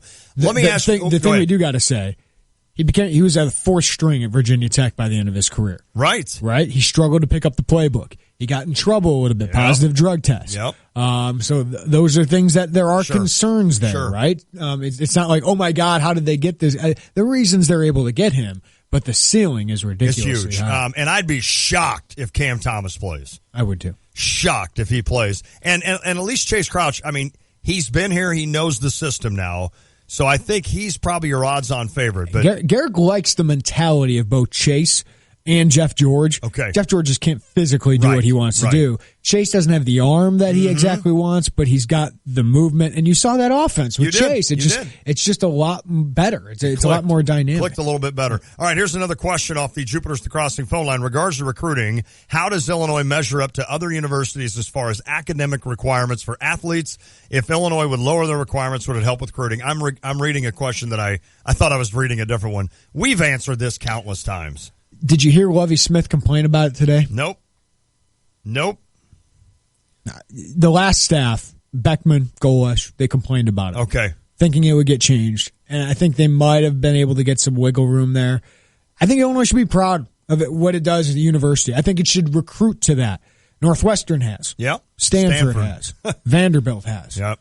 Been a lot of great programs. I mean, Michigan. Right. Wisconsin. They got really difficult academics. No, maybe Illinois might have a little bit harder or whatever it is. You weren't getting Jeff Thomas. No.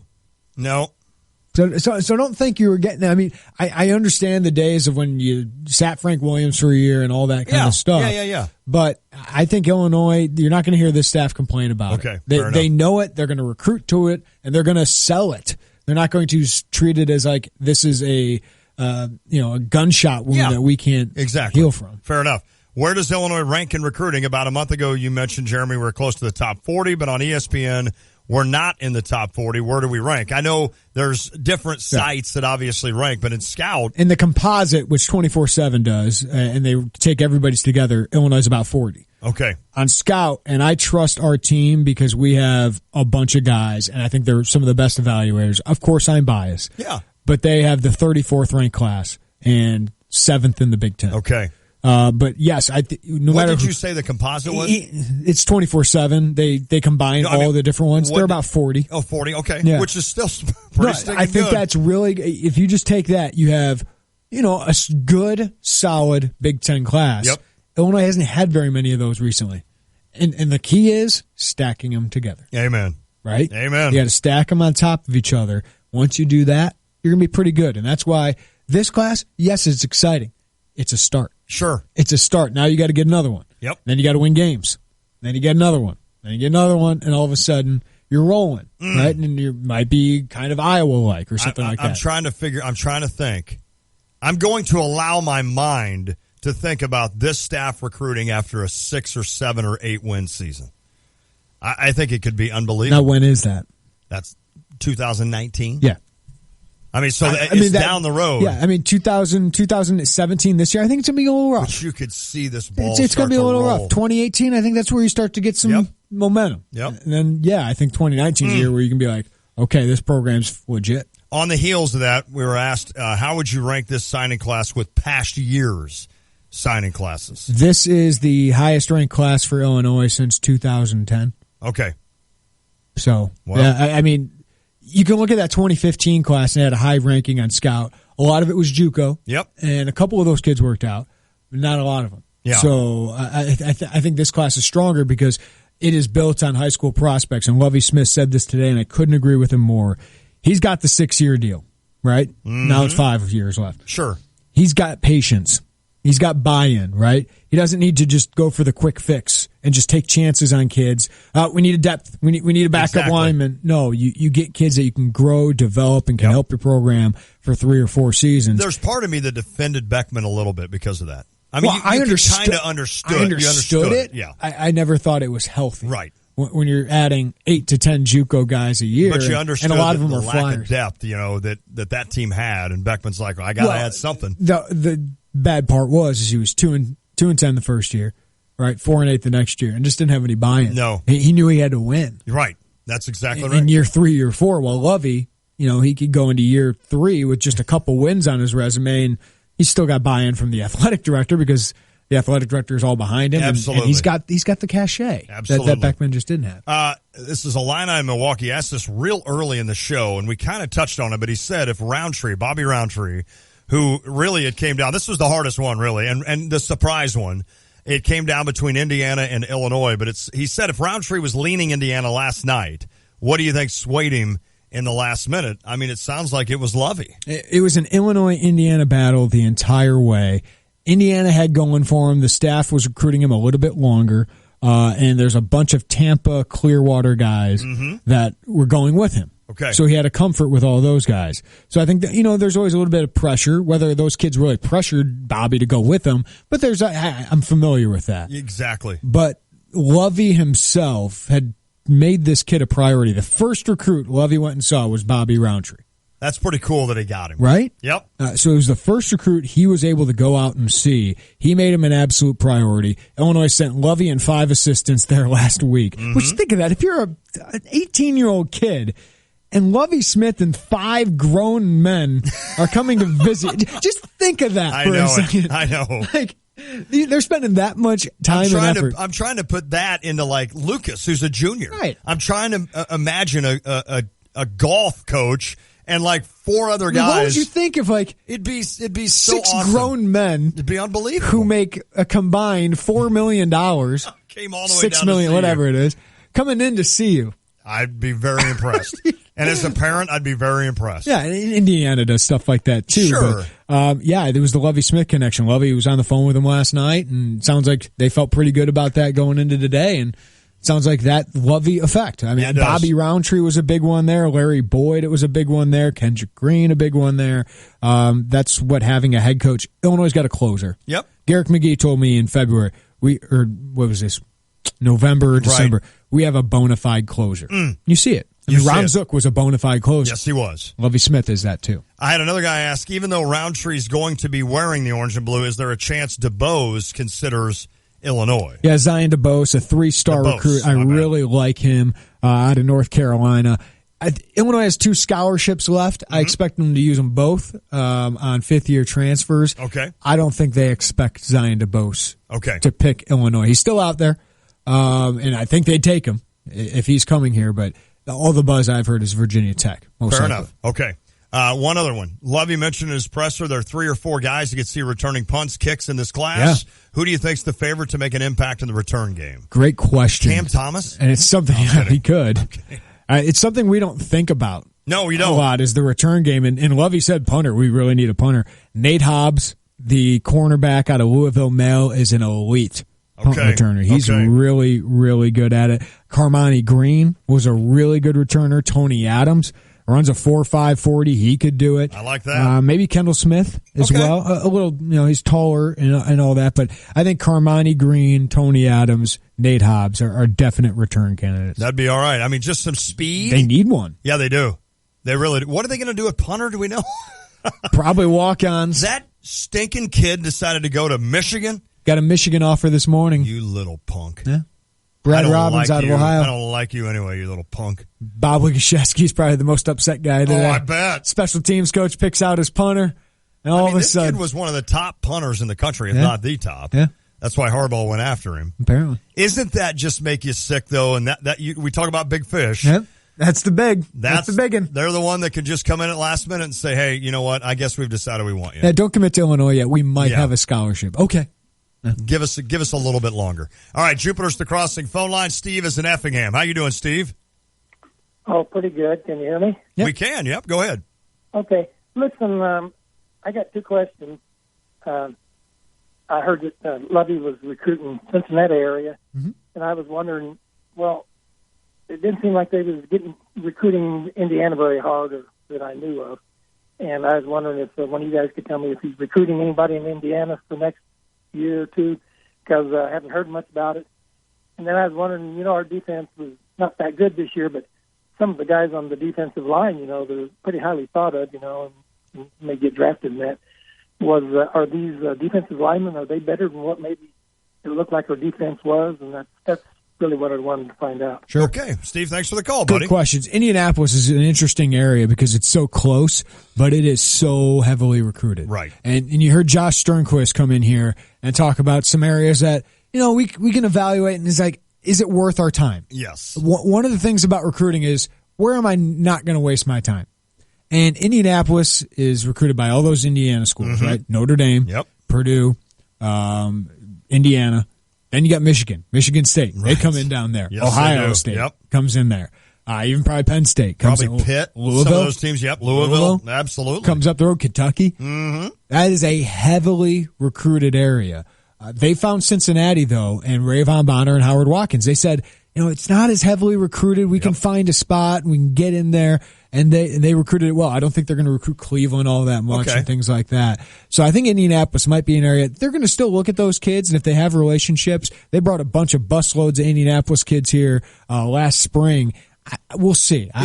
There's not a lot of top guys that are recruiting there, but I think Alabama's going to grow. Georgia's going to grow. They really want to get into Texas more. They weren't able to land a Texas kid this year. As for the D linemen, Dewan Smoot was a solid recruit when they brought him in. Chunky Clements was. Carroll Phillips had a high ceiling. So did Jihad Ward. Carroll was a JUCO, right? JUCO kid. Yeah, he had 3 years. That's right. Yeah, he had 3 years to play. So, yes, I think these kids have a higher ceiling. Okay. Which is weird to say. Yeah, right. Right. Most of these kids are coming in as more heralded recruits. Fair enough. Bobby Roundtree, Oladipo. They're those guys always had talent. Dewan was 6'3", 6'2"-ish, right? 245, 250 Kudos pounds. to him for making himself what he was, what he is. That was a great find. Yes. And a guy who didn't get a lot of credit was Al Simonson on that last staff. That's right. He recruited Keyshawn. He recruited Dewan Smoot. He developed Dewan Smoot. Nice. So I think those guys were pretty key in that, and he did a really good job with both those guys, and so did Mike Fair. Sure.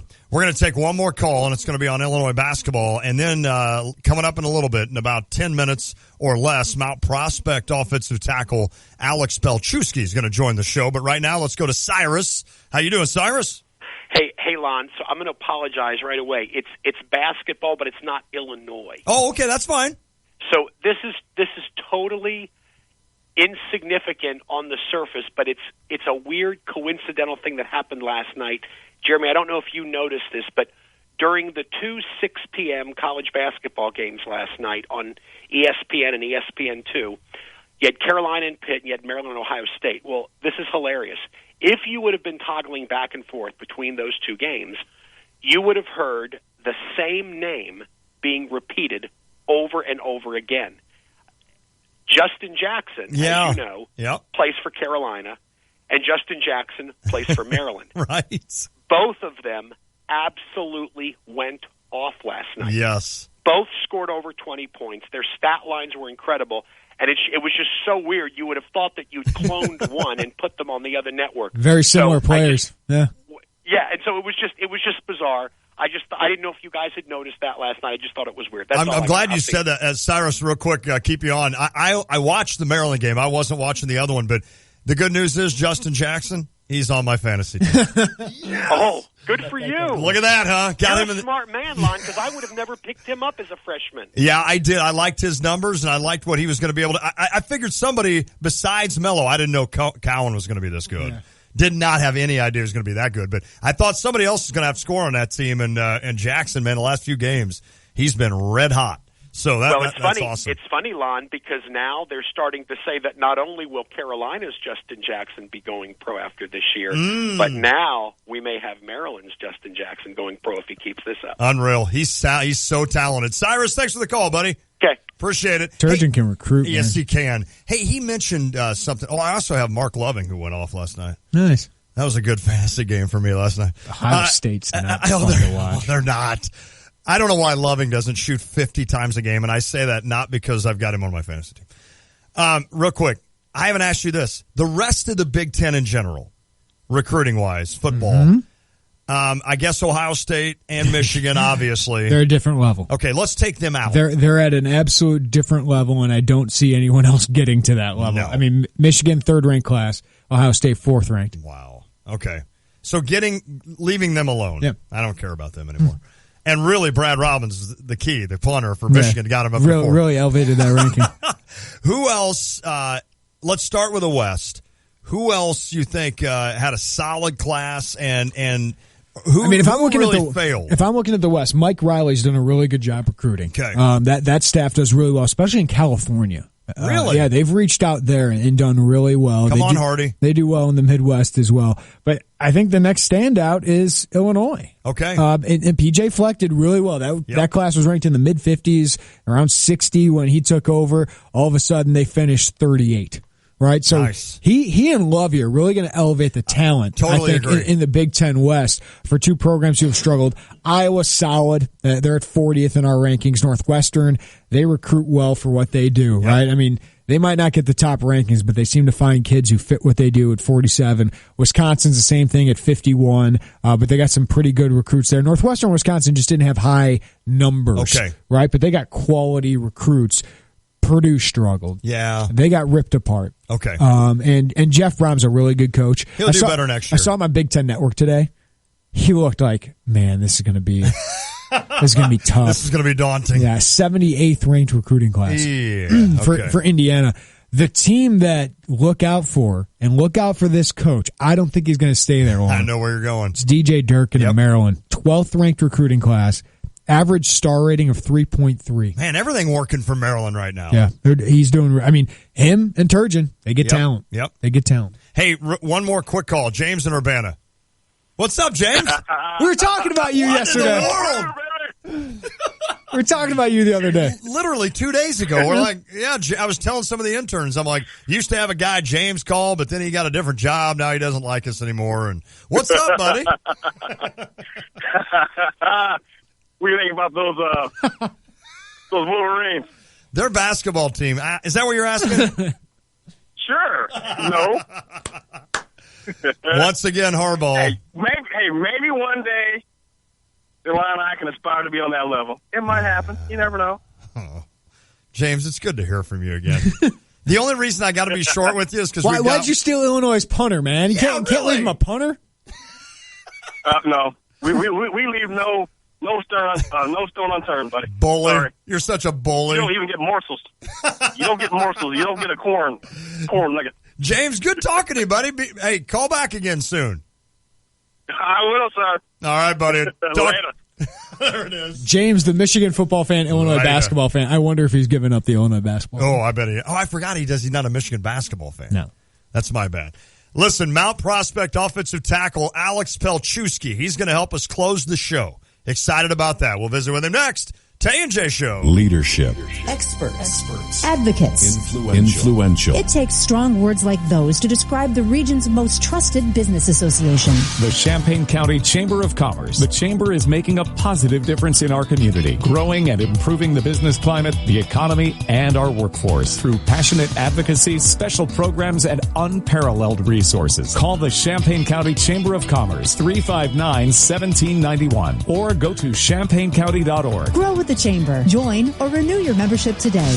Are you looking for a new home or planning to refinance your existing home? Hi, this is Todd Durakan from First Federal Savings Bank of Champaign-Urbana, getting you and your home faster with loan closings in 30 days, mortgage loans, and refinancing that's fast, friendly, and local. We invite you to visit our experienced team of mortgage experts to find out how First Federal Savings Bank can help you with your loan closing in 30 days. For more information, visit 356bank.com. First Federal Savings Bank of Champaign-Urbana. Get what you want out of life. Member FDIC, Equal Housing Lender. Stay toasty this winter with Matex Heating and Cooling's hot winter deals. Choose a rebate of up to $1,000 or 0% interest payments for 3 years on your new qualifying Trane heating and cooling system. Call Matex Heating and Cooling today at 355-9700 or visit online at mattexservice.com. It's hard to stop a train. See your independent Trane dealer for details. Call 888-653-0051 for financing program details. About credit costs and terms. Regular APR is 28.99%. For newly opened accounts, APR may vary. Subject to credit approval. Offer expires March 15, 2017. It seems like in every home, there's at least one room that's either too hot or too cold. Well, it doesn't have to be that way. Mitsubishi Electric has your comfort solution. Mitsubishi Electric cooling and heating systems are up to 40% more efficient with no ductwork and whisper quiet. Individual room control, giving you the freedom to find your perfect comfort level and save money too. Make your whole home comfortable again. See Lance Heating, Cooling, and Plumbing for your comfort solution and live better. Hi, I'm Troy Lands from Lands Heating, Cooling, and Plumbing. Lands is your local Mitsubishi Electric Diamond dealer. Our technicians are experts at solving your comfort needs, one room or your whole house. Let us show you how a Mitsubishi Electric Heating and Cooling System can save you money now. Your comfort is our priority. Call Lands today at 1-800-AIR-REPAIR or find us online at landsinc.com.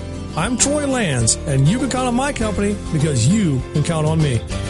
It's here again, guys. Valentine's Day is right around the corner, and you know what that means. Time to start thinking about the perfect gift. Or you can simply trust the experts at Sherry's Berries like I do. Picture your sweetheart when you surprise her at home or her office with decadent dipped strawberries made just for her. I scored major points last year by sending these amazing, unforgettable treats to my wife. She loved them. Hey, you have a unique Valentine. She deserves a one-of-a-kind gift, right? Well, this is it. These berries are ripe, juicy, and delicious. They come freshly dipped in dark, white, and milk chocolatey goodness, topped with irresistible toppings like chocolate chips and chopped nuts. And check this out. Right now, you can get Sherry's Berries for $19.99 plus shipping. That's juicy, gourmet, freshly dipped berries starting at $19.99. Go ahead and double your order for $9.99 more. Don't wait. Valentine's Day is almost here, and this offer expires soon. To get this amazing deal, go to berries.com, click on the microphone in the upper right-hand corner, and use code 4444. That's berries.com, code 4444. Berries.com, code 4444. Coach Mike Ditka is not just talking sports. What will he say next? Hear him here Monday and Friday mornings from 7:30 to 8 with Brother Johnny and me, Stevie J, on ESPN Radio 93.5.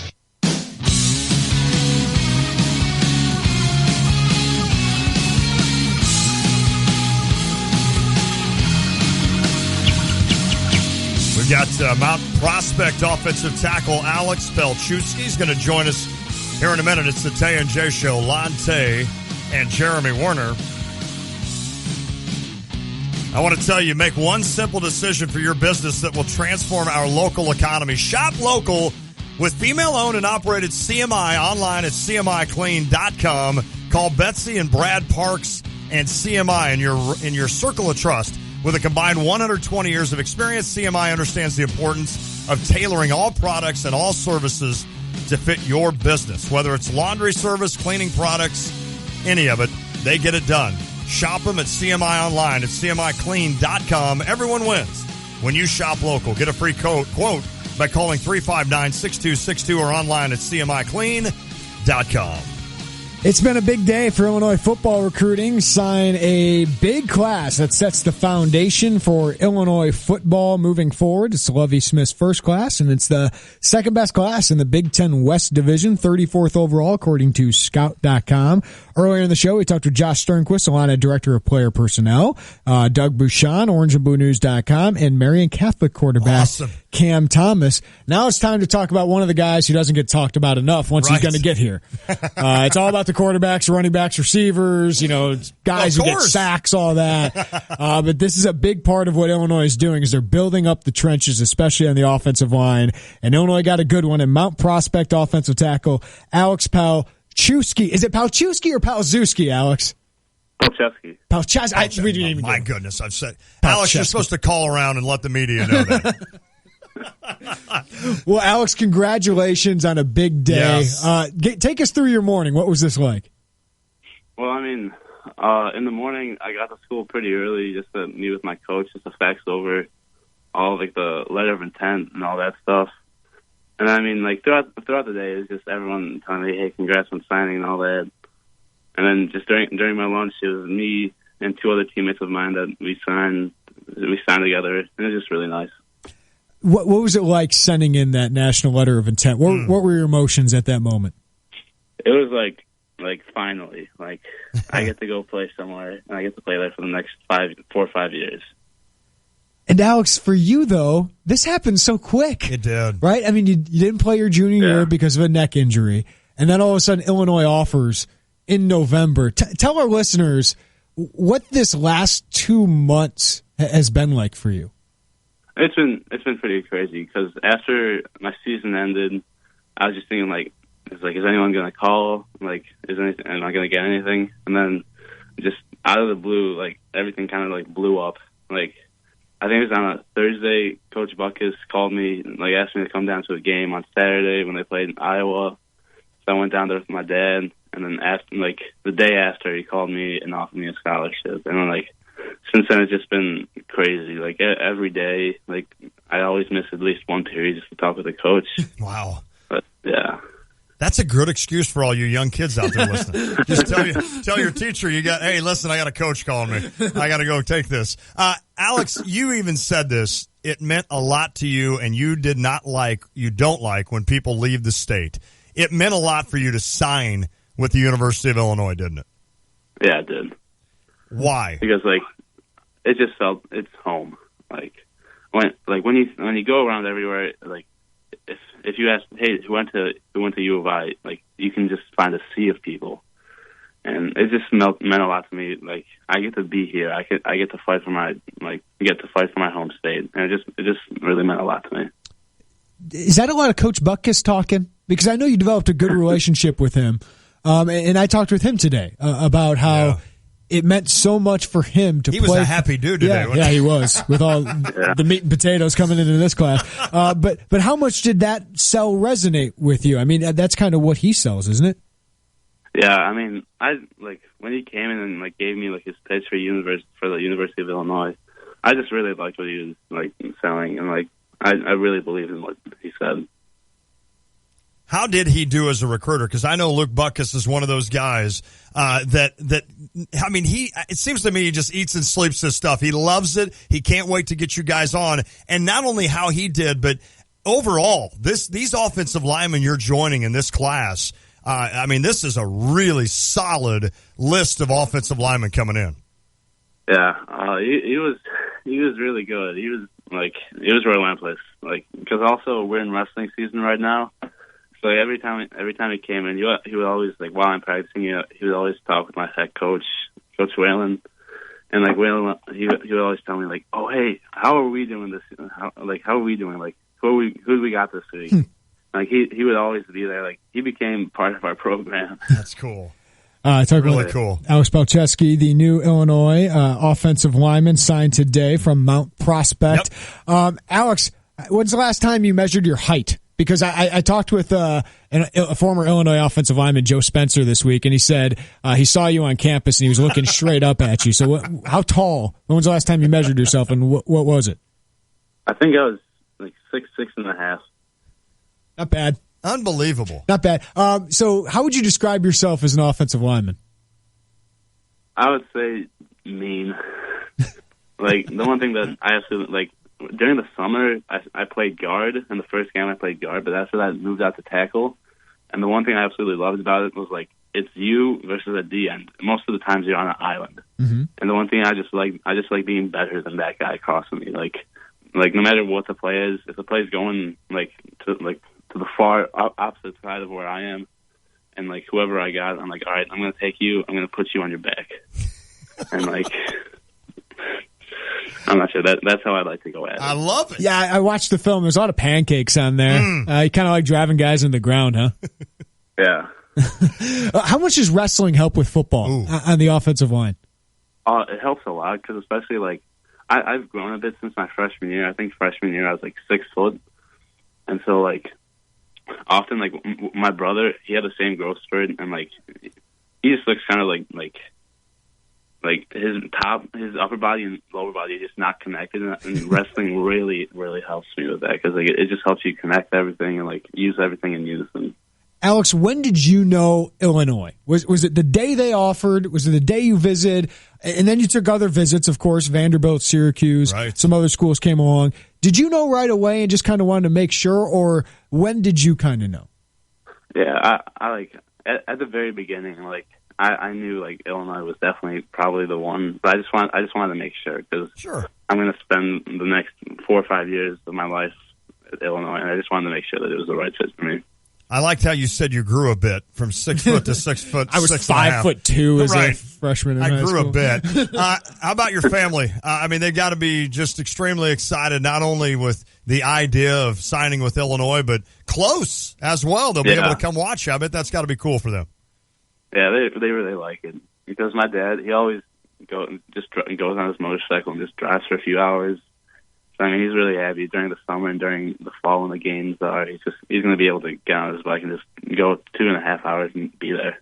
I love it. Alex, you'll be a college kid in just a couple months. What's kind of your mindset? It's kind of like confused, I guess, because like I always just think to myself, hey, in 4 or 5 months, everything is going to change. Like, I'm not going to live in Mount Prospect anymore. But I mean, I'm looking forward to it because I know, like, I'm going to be able to play football again. Because, like, in the end, like, what's the point of all this if you can't play football? Sure. Is it pretty cool to you to know that you're kind of a foundation class? You're Lovey's first recruiting class. You and this group will come in and you'll form that. You'll always be that. Is that pretty cool to know that you guys can really come in and set something up solid for the future? Yeah, it's really cool. I like it. Alex Palczewski, congratulations on a big day. Mount Prospect offensive lineman, kind of came out of nowhere. Yeah. Illinois kind of discovered this kid, and then he blew up. Congratulations on a big day, Alex. Looking forward to getting you on campus. All right, thank you. Thank you, buddy. Good stuff. Alex Palczewski. Mm-hmm. Is that right? I think so. I think that's what he said. I think I screwed it up probably. Well, I always said Palczewski, so it's not that.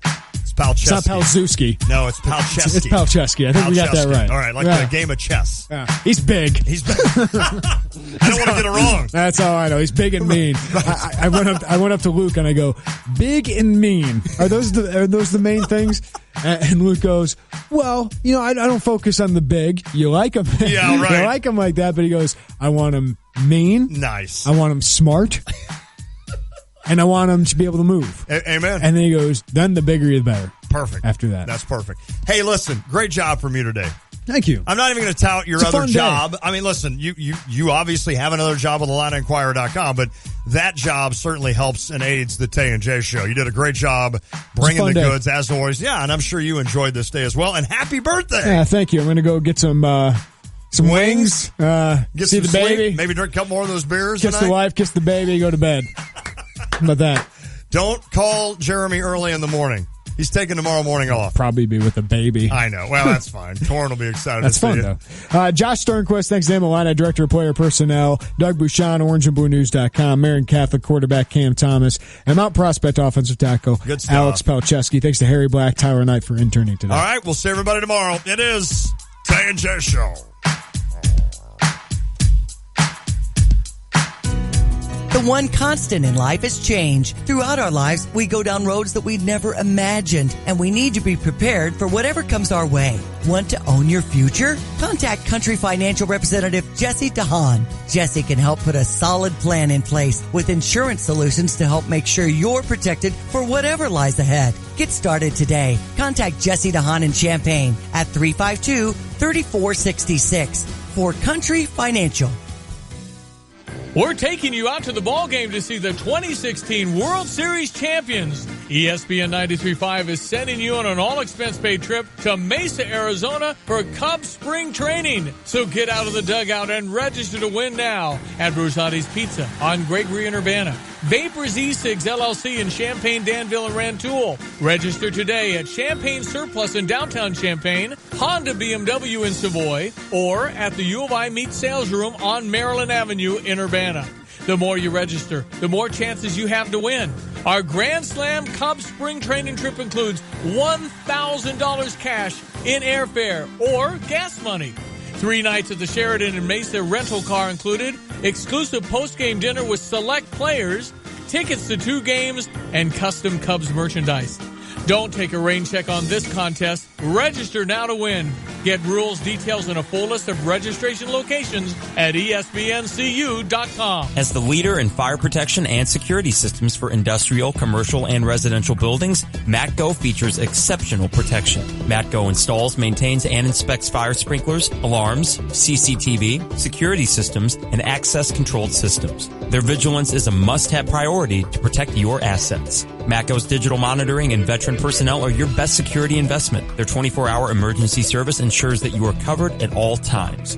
Contact Matco at matcofire.com. You already know Houlihan's Restaurant and Bar at the iHotel is a great restaurant, but don't forget about the bar. Fantastic drink specials and mouth-watering menu items from snacks to full meals, a nice selection of draft, craft, and domestic beers, and just about any cocktail you can imagine. Watch a game with multiple flat screens on all sides of the bar, or grab some tables and make it a party. Drink specials daily, plus Houlihan's is now serving a delicious hot breakfast 7 days a week. Houlihan's at the iHotel. Check them out at the corner of 1st Street and St. Mary's Road, just south of the State Farm Center. This is Rob Meyer with Provident Financial Group. What will you do during the next market correction? At Provident, we believe a sound financial plan is the surest way to avoid panic during market volatility. Contact us today to put a plan in place for you. Securities and advisory services offered through Commonwealth Financial Network. Find us online at ProvidentFinancialGroupLLC.com. Provident, partnerships built on trust. Member FINRA SIPC, a registered investment advisor. Live from the Habib BPC studios, this is WSJK Tuscola, Champaign-Urbana, your home for the St. Louis Cardinals. ESPN Radio.